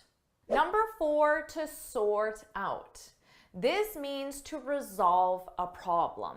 Now we can use this with a business professional problem. For example, let's say your payment processor isn't working and you can't accept payments.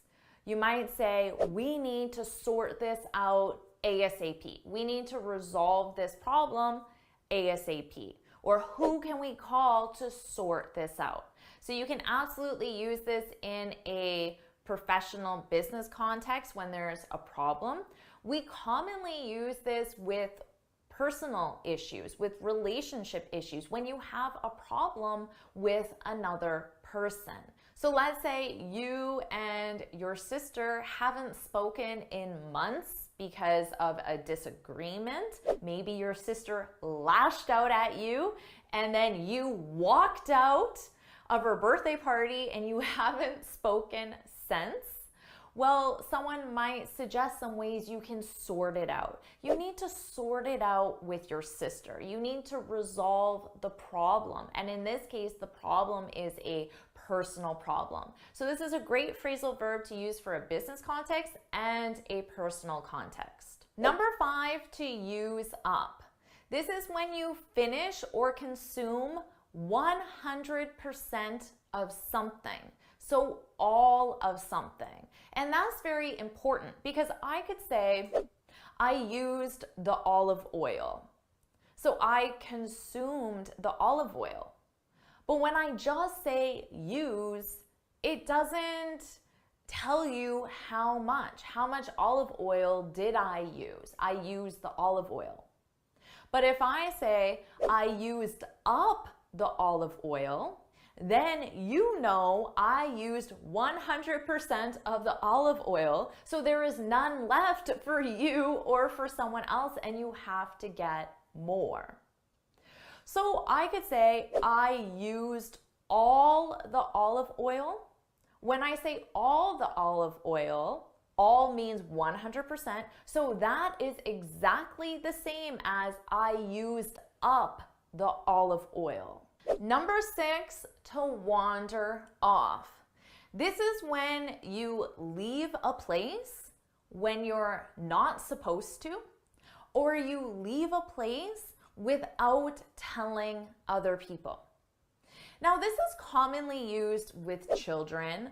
So a mother might say, I have to watch my daughter like a hawk or she'll wander off. So little kids, they might not stay in a room. They might wander off and go into another room. But of course, that can be dangerous if nobody is watching that child. So this is commonly used with young children, but we can also use it with adults. So let's say you're on a museum tour and you're in a foreign country on a museum tour. Now, you're supposed to stay with the museum tour. You're not supposed to wander off and just go look at other areas of the museum. But you might say, the tour was boring, so I wandered off. Number 7, to grow out of. This is when you lose interest in something. So to lose interest, you're no longer interested in something because you're older or more mature. For example, a lot of young kids play video games for hours and hours and hours.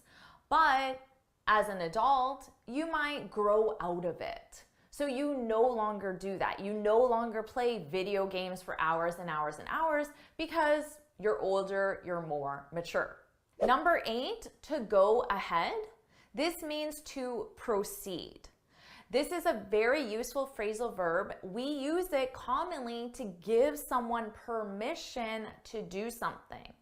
So your coworker might ask you, is it okay if I send the email to the client?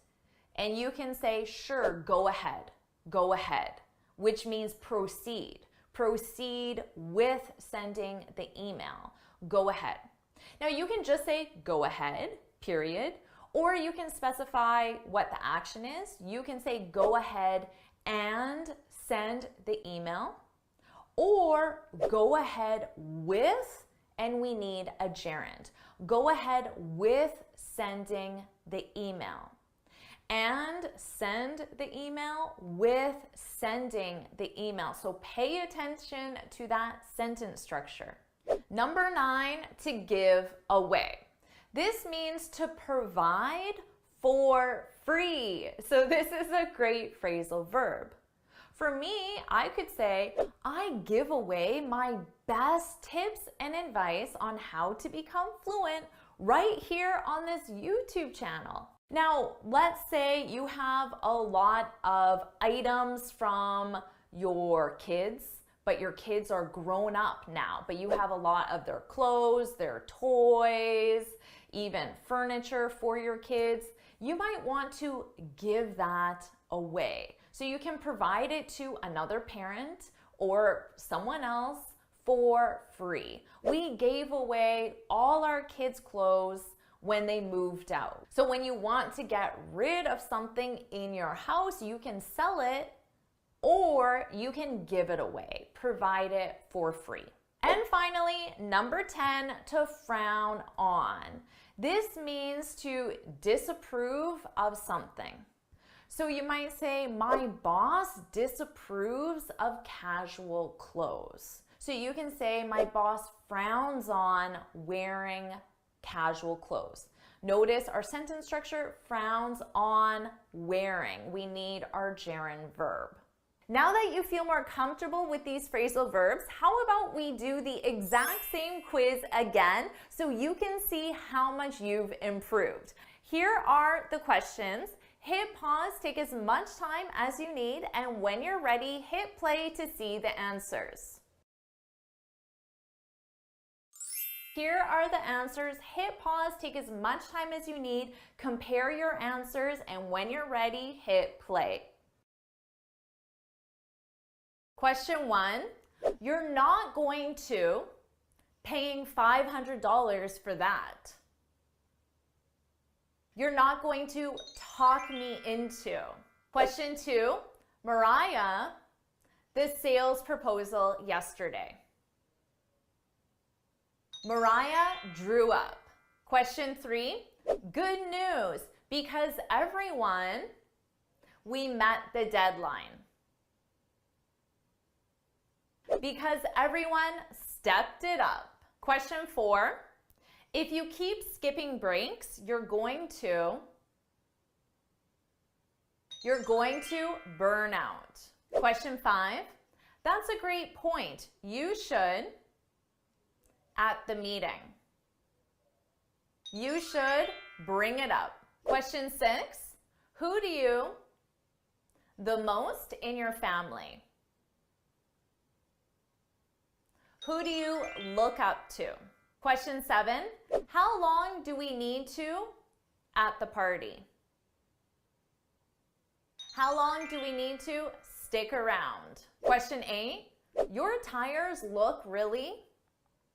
You should get new ones. Your tires look really worn out. Question 9. The seller tried to, so we didn't buy it. The seller tried to rip us off. Question 10. I noticed that this report, our production costs. This report honed in on. How did you do with the quiz? Was it easy or difficult? Share your score in the comments, and don't worry if it was hard, because now I'll explain every phrasal verb in detail.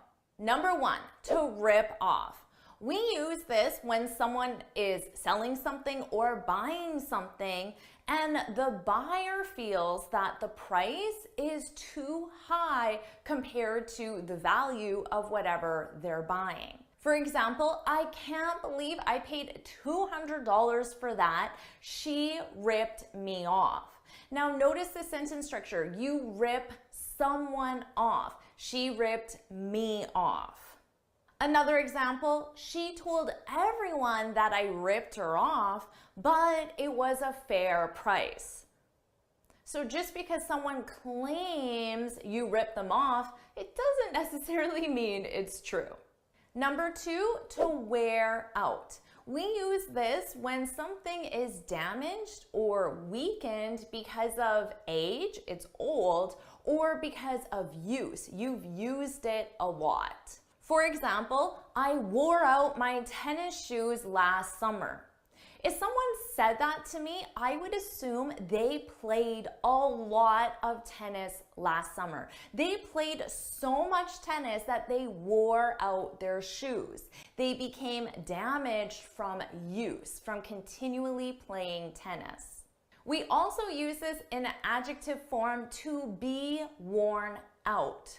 So it would be very common to say, I need to buy new tennis shoes because mine are worn out. So of course are, because shoes is plural and we need the plural form of the verb to be. Mine, my tennis shoes are worn out. So both forms are very common. Number 3, to draw up. We use this when you need to prepare paperwork, and generally that paperwork is for a contract, an agreement, a proposal, generally something that 2 people need to sign or agree on to make it official. For example, I asked my lawyer to draw up the papers. Whenever you're dealing with a lawyer, the papers are going to be official. So this is a perfect time to use to draw up. Or you could say, we're waiting for our bank to draw up the mortgage agreement. So that's another very official document that you need to sign, and you can use the phrasal verb to draw up. Number 4, to burn out. This is a phrasal verb that has gotten a lot of attention recently, especially with the pandemic, because to burn out, this is when you feel exhausted mentally or physically from prolonged stress. Stress of work, stress of a situation like a pandemic, stress of a family situation like a divorce or an illness, something like that, but a prolonged period. You can be stressed out for a day, but when you burn out, it means you've had that stress for a long period of time, several weeks, several months, or even several years. For example, I burned out at my last job. So perhaps I was working so much that I went through this period of prolonged stress. I burned out. Another example, I burned out after caring for my aging parents. So caregivers often experience burnout, so you can use this in a work situation or you can use it in a personal situation as well. Number 5, to look up to someone. So notice we have 2 prepositions, look up to and then someone. We use this when you admire someone or you respect someone. So I could say, I looked up to him like a father. So of course I admire and respect my father, and I'm comparing the situation to someone else. I looked up to him, I admired him like a father. Another example, I really look up to my boss. So you admire your boss, or you respect your boss, you hold your boss in high regard. So you can use this in a work situation, you can look up to people, and you can use this in a social situation, a family situation. You can have many different people in your life that you look up to for different reasons. Number 6, to step up. Now that's the phrasal verb, but we most commonly use it in the expression to step it up. Notice that it's very important to step it up, to step it up. This simply means to work harder or to try harder. Now, you can say we need to step it up if we're going to meet the deadline. So you have this deadline, you need to work harder. So it's the same as saying we need to work harder if we're going to meet the deadline. Step it up. Now, what is this it in the expression? Well, the it would represent work or effort. We need to step up our work. We need to step up our effort. Step it up. I encourage you to use it that way, step it up, because you'll sound like a native speaker. We have a really common expression with this, step it up, and then you add the 2 words, a notch. Step it up a notch. If you look at a dial, a notch is 1 move on the dial. So it represents a little bit, a small amount. Step it up a notch. It's just like saying step it up a little bit. So that's just a common expression. You need to step it up a notch if you want to meet the deadline. So you can use it with a notch, it's very common, or you can use it without. Number 7, to hone in on. This is another 2 preposition phrasal verb. We have hone in on. Hone in on something, and this means to really focus on something, to put all your attention on something specific. For example, if we want to get more customers, we should really hone in on small business owners. So maybe right now you're not being very specific and you're looking at all customers, but you want to hone in on one specific segment of the population, small business owners. So you're going to focus on them. You're going to hone in on them. Another example, for the presentation, we should really hone in on South America. So maybe you're a global company and you have branches all over the world, but for this specific presentation, you're going to hone in on one specific part of the world, South America. Now, many native speakers, not students, many native speakers mistakenly say home in on. We need to home in on. And that's because in pronunciation, they're very similar. Hone in, home in. And hone, what's that? It's not really used very much, but everybody knows the word home. But this isn't correct. The expression is not home in on. The expression is hone in on. So make sure you get that both in pronunciation, hone, and in spelling as well. And if you hear a native speaker say home in on, they're incorrect. Number 8, this is a must-know phrasal verb, to bring up. And this is when you begin a discussion on a specific topic. For example, if you're in a staff meeting, it would be very common for the boss or whoever's leading the meeting to say, before we end the meeting, does anyone have anything to bring up?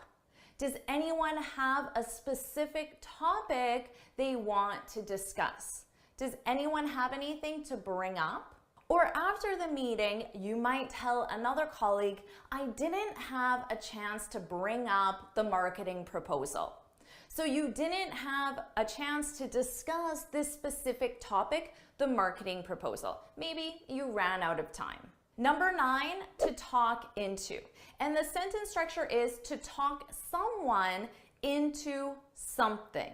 And this means to convince someone to do something. For example, she talked me into helping her move. She convinced me to help her move. So when someone uses this, oh, she talked me into helping her move, it gives you the impression that the person didn't really want to do the activity, but somebody convinced them. But please, I really need your help. I'll buy pizza. Or maybe you could say, my team talked me into bringing up the bonus at the staff meeting. So notice I use bring up, discuss a specific topic, the bonus. My team talked me into bringing up the bonus. Now, because maybe discussing the bonus is a little bit of a sensitive issue and nobody wants to do it, but your team convinced you, lucky you, so they talked you into it. And number 10, to stick around. This is a must-use phrasal verb. You can use it in a social setting or a professional setting. To stick around means to stay in a location for a period of time. So let's say you're at this beautiful park with a friend, and after an hour or so, your friend has to leave, and they say, do you want to share an Uber? And you say, no, I'm gonna stick around a little bit longer. So you're going to stay in a specific location, the park, for a period of time. It's unknown how long you'll stay. That doesn't really matter. It's just the fact you're going to stay. I'm gonna stick around a little bit longer. It's such a beautiful day. I'm gonna stick around. Now you can also use this in the negative. I can't stick around very long because I have a meeting. Although it's a beautiful day, I can't stick around very long. I have a meeting to get back to. Now that you're more comfortable with these phrasal verbs, let's do that same quiz again. So here are the questions. You need to choose which phrasal verb best completes the sentence. Here are the questions. Hit pause now, complete the quiz, and whenever you're ready, hit play, and I'll share the answers. So go ahead and hit pause now. Welcome back. So how did you do on this quiz? Let's find out. Here are the answers. So hit pause, review the answers, and whenever you're ready, hit play and come back to the video.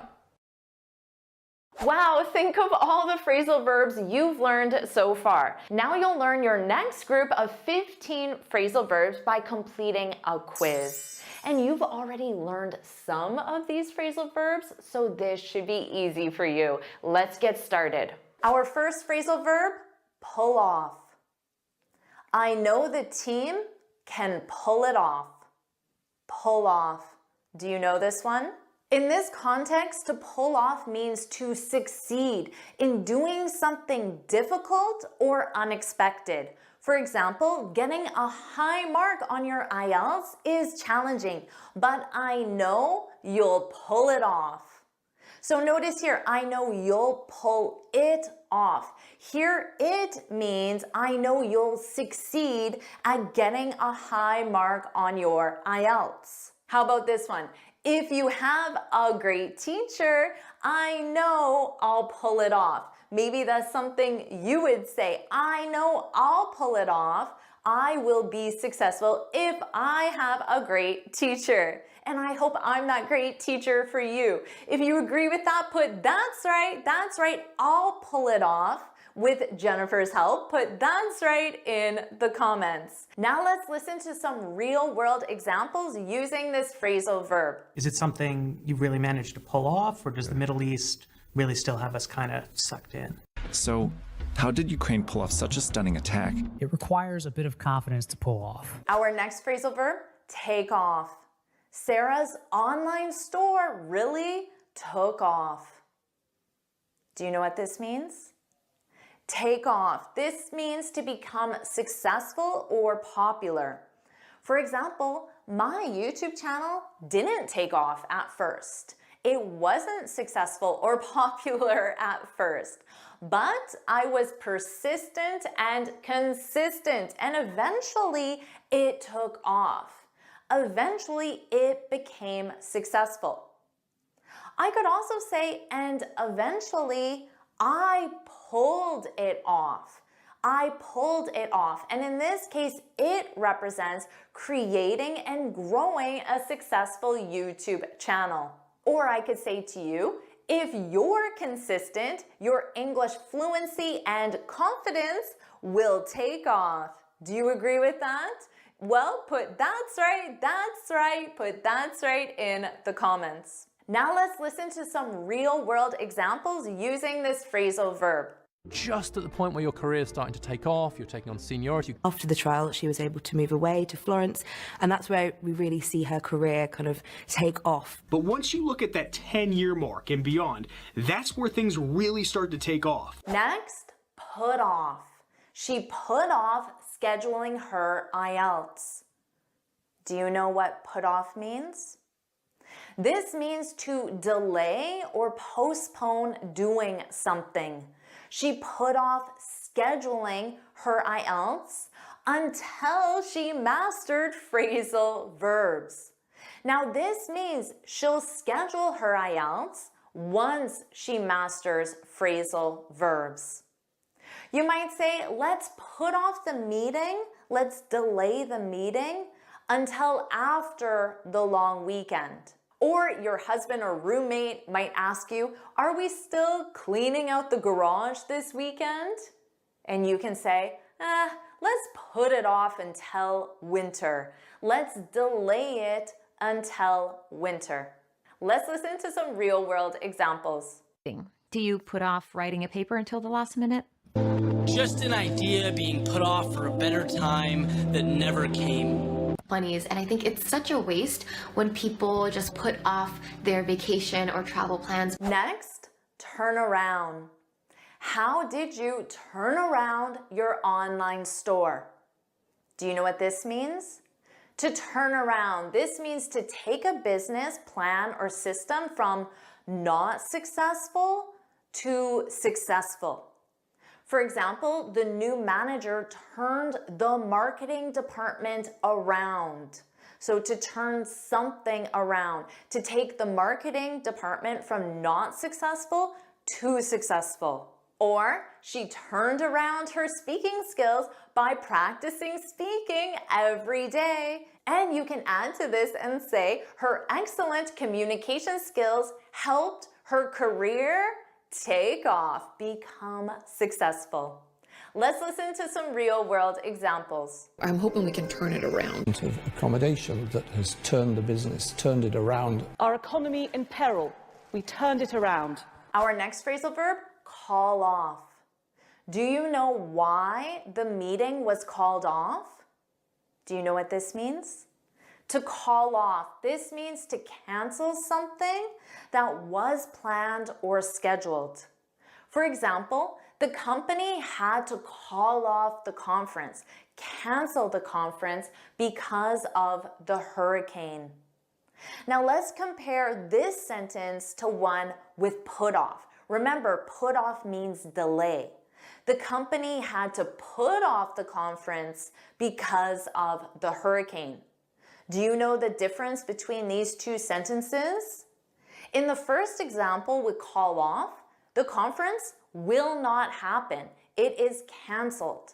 But in the second example with put off, the conference will happen, but at a later date. Or you could say she called off her birthday party when she got sick. She canceled it. She didn't put it off, she called it off. Let's listen to some real world examples.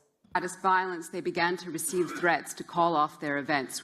After 2 hours, the Mamluks call off their attack and retreat. So we decided to call off the wedding at the last minute. How are you doing with these phrasal verbs so far? Our next phrasal verb, to catch up on. I spent the whole day catching up on emails. Do you know what this means? To catch up on, this means to do something that you haven't been able to do recently. For example, I need to catch up on your lessons. Maybe you say that to me or to your teacher or your piano instructor. This means you haven't been able to review the lessons recently, so now you have many lessons to review and you need to catch up on them. You need to watch all the lessons you haven't reviewed. Or you could say, this weekend, I caught up on my chores. I did all the chores I haven't been able to do because I was too busy doing other things, so I put them off. But this weekend, I caught up on them. Let's listen to some real world examples. Anyone that wants to catch up on that part of the story can go back and watch our original interview, which they should do anyway. Because it feels like a way to catch up on social media or read something. Let's have this down period. Catch up on email, go home at a regular time. Our next phrasal verb, blurt out. I can't believe I blurted that out in front of my boss. Do you know what this means? To blurt out. This is when you say something suddenly without thinking, often something that shouldn't have been said. For example, let's say you're in a meeting and you're discussing a strategy or a goal, and you say, there's no way we'll pull that off. There's no way we'll be successful. And then later in the meeting, you can say, oh, why did I blurt that out? I have such a big mouth. So this is an expression, to have a big mouth. Someone who has a big mouth often says things they shouldn't say because they don't think before they speak. So people with big mouths often blurt things out. Or maybe your coworker is looking for a new job, but it was a secret. But then you say to your coworker, I accidentally blurted out that you're looking for a new job. So you said it suddenly without thinking.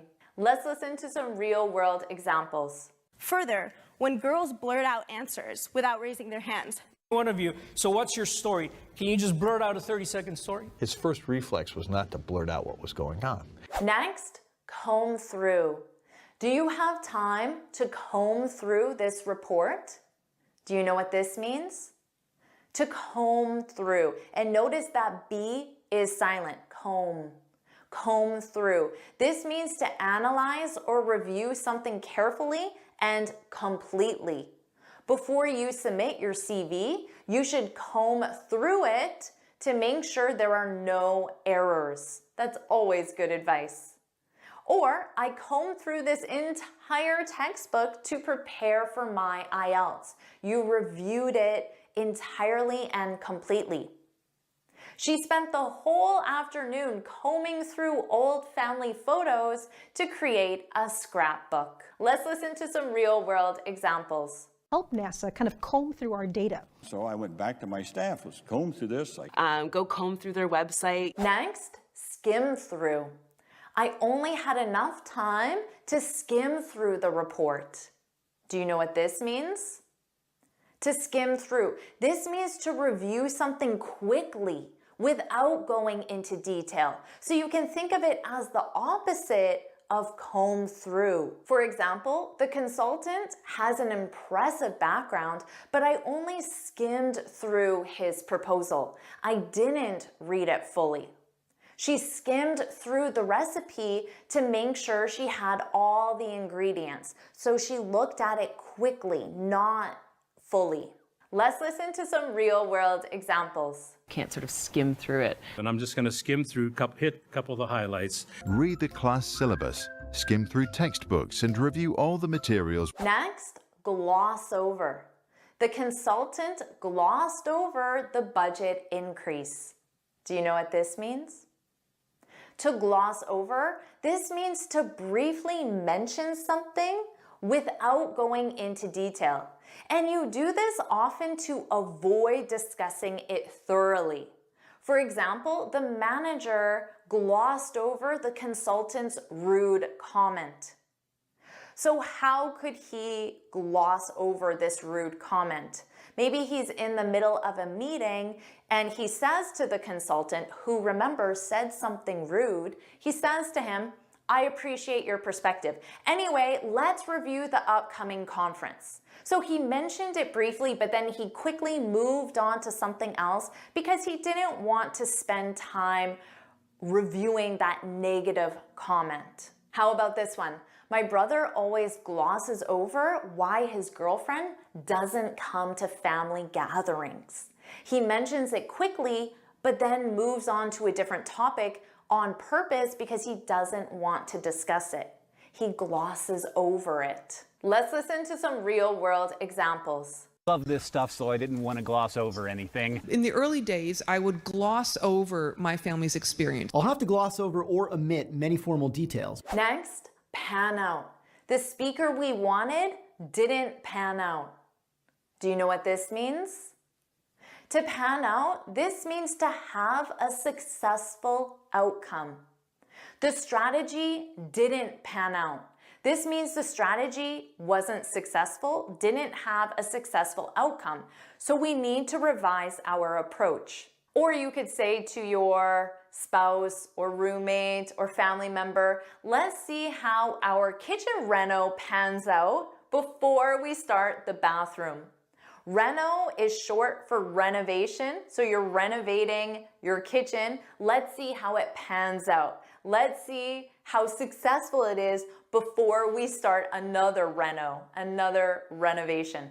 Let's listen to some real-world examples. Another reason why this learning styles theory doesn't pan out. And in that way, in case there were any failures, in case things didn't pan out. We're excited to see how the metrics of those pan out. Our next phrasal verb, drift off. I think I drifted off during the presentation. Do you know what this means? To drift off. This means to gradually become less focused or to fall asleep unintentionally, not on purpose, often while engaged in another activity. Here's a real example. Sometimes I drift off when my husband starts talking about his work.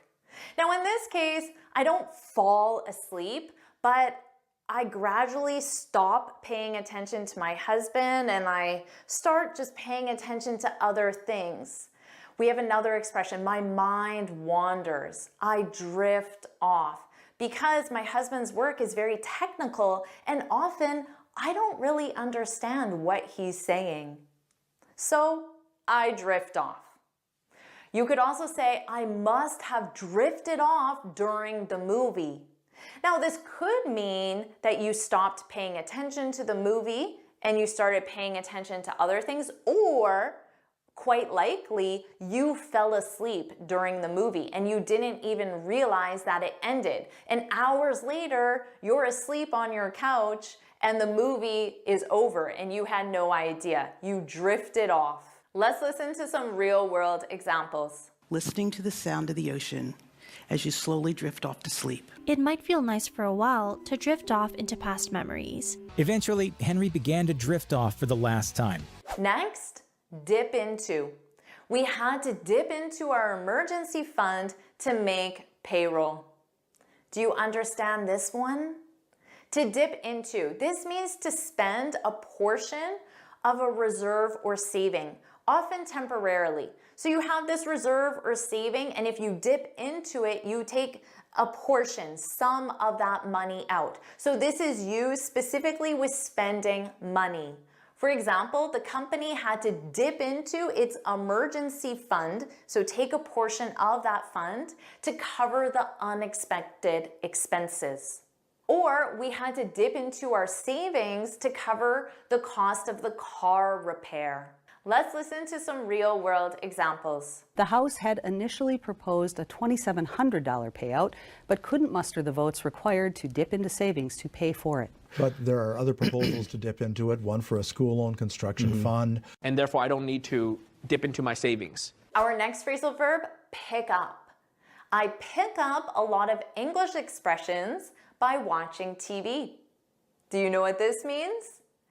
In this context, pick up means to learn something informally or casually, often through exposure rather than instruction. So right now, you're not picking up these phrasal verbs. I'm teaching them to you. This is formal instruction. But if you're watching a TV show and you hear the speaker say a phrasal verb in speech and you learn the meaning of that phrasal verb from that TV show, you just picked up that phrasal verb, which is a great way to learn. Or maybe you have a great skill, you know how to code, and someone asks you, did you take coding classes? And you say, no, I just picked it up over the years. So you were exposed to coding and you just learned it gradually from being exposed to it. You didn't take formal classes or have formal instruction. Let's listen to some real-world examples. Turning to LinkedIn Learning more than ever to pick up new skills. Find people with similar hobbies and pick up new interests. It's not uncommon for humans to pick up new accents. How about this phrasal verb, shake off? If you make a mistake, just shake it off. Do you know this one? If you're a Taylor Swift fan, you probably do. Shake off. This means to get rid of something such as a problem or mistake and move on from it. So you can imagine the problem is right here and you just shake it off, shake it off. This is commonly used in sports. The coach might say to the team, we're down 3 points, which means we're losing by 3 points. We're down 3 points. We need to shake it off and play better than ever. So this means not let the fact that we're losing affect us. We need to forget about it and play better than ever. Or you could say, I know I made a few grammar mistakes during my spoken exam, but I just shook them off and I passed, which is a great reminder that you can make mistakes and still pull it off, still be successful. And they shake off criticism with a flip of the wig. So my challenge is that we share and we shake off those narratives. It had developed a reputation as the king of knockoffs, and it couldn't shake the reputation of being a copycat. So how did you do with that quiz? Share your score in the comments now. To end this masterclass, here are 23 phrasal verbs I use every day. First, let's talk about to call someone out. This means to confront or criticize someone, often publicly, for their actions or behaviors. She called him out for not keeping his promises. This means that in public, she said, you didn't keep your promise, and that was a bad thing. She called him out. Now, my students, maybe even you, always call me out when I make a typo. They publicly say, Jennifer, you spelled that wrong. Jennifer, this isn't correct. But that's okay. I don't mind. Bert's calling me out? Oh, apparently. Called him out loudly. It's interesting to hear them call us out on that. Now let's compare this to call out to someone. This means to shout or raise your voice to get someone's attention. Hey John, hey Mary. He called out to his friend across the street. He did this to get her or his attention. So now let's compare these. He called out his friend. This is grammatically correct. It means to publicly criticize. He called out to his friend. This is grammatically correct. It means he shouted to get his friend's attention. Hey John, I know this is very confusing, so you'll want to review it. I provide everything in a free lesson PDF. You can find the link in the description. Now let's talk about jump in. When you jump in, it means you enter a conversation or a situation. So I could say to you, if we were in a class or a meeting, a live lesson, feel free to jump in with any ideas. I'm inviting you to stop me in the middle of my presentation to share your ideas. Or maybe managers are talking and say, it's nice to see Sarah jumping in at meetings. They're saying it's nice to see Sarah participating, sharing her ideas more actively, maybe because she feels confident speaking in English. I'm gonna jump in, so I wanna make sure I get this one in and lighten it up just a minute. Please feel free to jump in at any point. Now, just like my examples show, this is generally used in a positive way. And that's important because let's compare that to butt in. Butt in. This means to interrupt or intrude into a conversation in a negative way. He kept butting in while I was presenting. He kept stopping me to say something, and I found this very rude. Just butting in here for some side facts. Or you could say, you should just butt out. Butt out. It's none of your business. So notice here, I changed butt in to butt out. This means you should stop intruding in something that doesn't concern you. Butt out, Klaus. So let's review. Jump or butt into a conversation, discussion, meeting, or situation. Notice you need into as one word if you specify the noun, a conversation. And butt out of a conversation, discussion, meeting, or situation. So remember the meaning and that structure. Next, let's talk about to come up with. This means to think of or create something, such as an idea, plan, or solution. They came up with a new marketing strategy they thought of, they created. Because Louis Pasteur came up with his technique for sterilizing milk in 1865. I spend time every day coming up with new lessons for you. I think about ideas, I write them down, I brainstorm for you. What'd you come up with?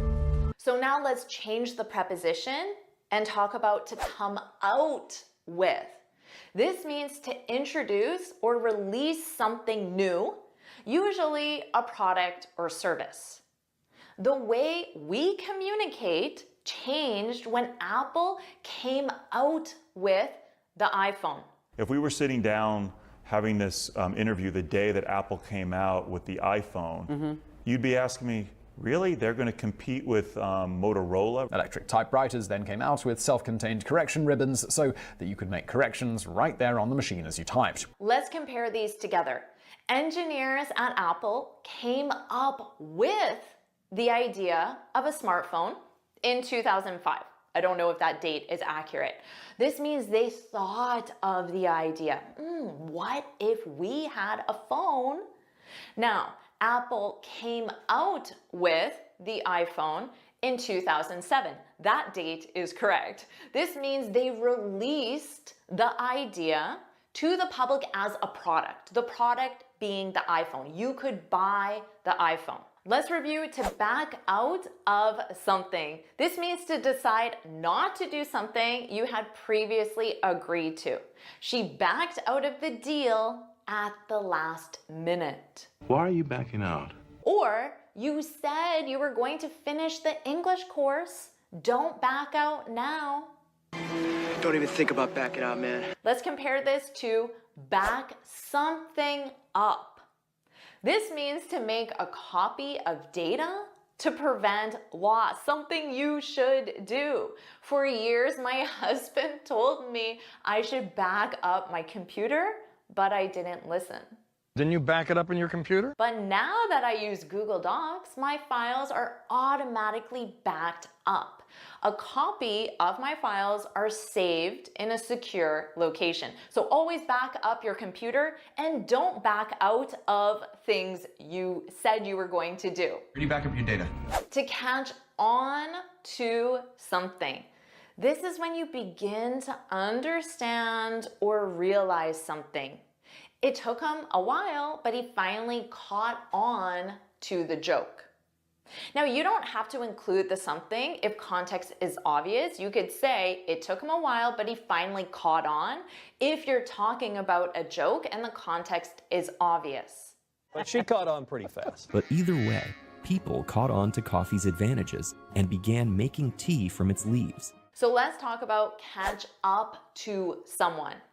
This means to reach the same level or pace as someone else. She's driving too fast. We'll never catch up. You can say we'll never catch up or catch up to her. If you specify the someone, you need the preposition to. Hurry! They're catching up! Now let's look at this sentence. I need to catch up on my work so I can catch up to my coworker. When you catch up on something, it means you do the tasks that you missed or were not previously completed. With students able to catch up on work over a coffee in the new cafe. Let's talk about to get across. This means to successfully communicate or convey an idea to others. He tried to get his point across, to get something across, his point across in the meeting. That'll get our point across, right? Or, I'm not sure what you're trying to get across. Ooh, maybe you need to say it a different way. Anyways, the point that I'm trying to get across is that social media has made everything just that much more accessible. Number 12, I love this one, to cheer on. This is when you encourage or support someone, often vocally. Let's go, woohoo, you can do it. The fans cheered on their team. And I could say to you, if you leave a comment, that is your way of supporting me vocally. So I could say, thank you for cheering me on. I couldn't have done it without your support. Who cheered us on and picked us up when we stumbled. Someone will be there to cheer us on and pick us up if we fall. Let's compare this to cheer up. This means to help someone feel happier or to become happier oneself. I brought him a coffee to cheer him up. Cheer up. They try with considerable vigor to cheer us up. Or let's combine these. The fact that you came to cheer me on, let's go Jennifer, that really cheered me up, made me happier. Number 14, carry on. Most students know this. This means to continue with an activity or task despite challenges. She decided to carry on with her studies despite the difficulties. Carry on. Let's compare this to carry out. This means to complete or perform an action plan or task. They carried out the experiment successfully. And we carried it out as a family. Let's combine these. Let's carry on with the experiments. Notice you need with when you specify the something. Let's carry on with the experiments. Have you carried out? Have you conducted the first test? So remember, you carry on with something and you carry something out. Number 16, to look into something. This means to investigate or examine something in detail. The company is looking into the issue. I'll look into it. Let's compare this to look over something. This means to review or examine something briefly or casually. She looked over the document before signing. Look over this contract. Let's combine these together.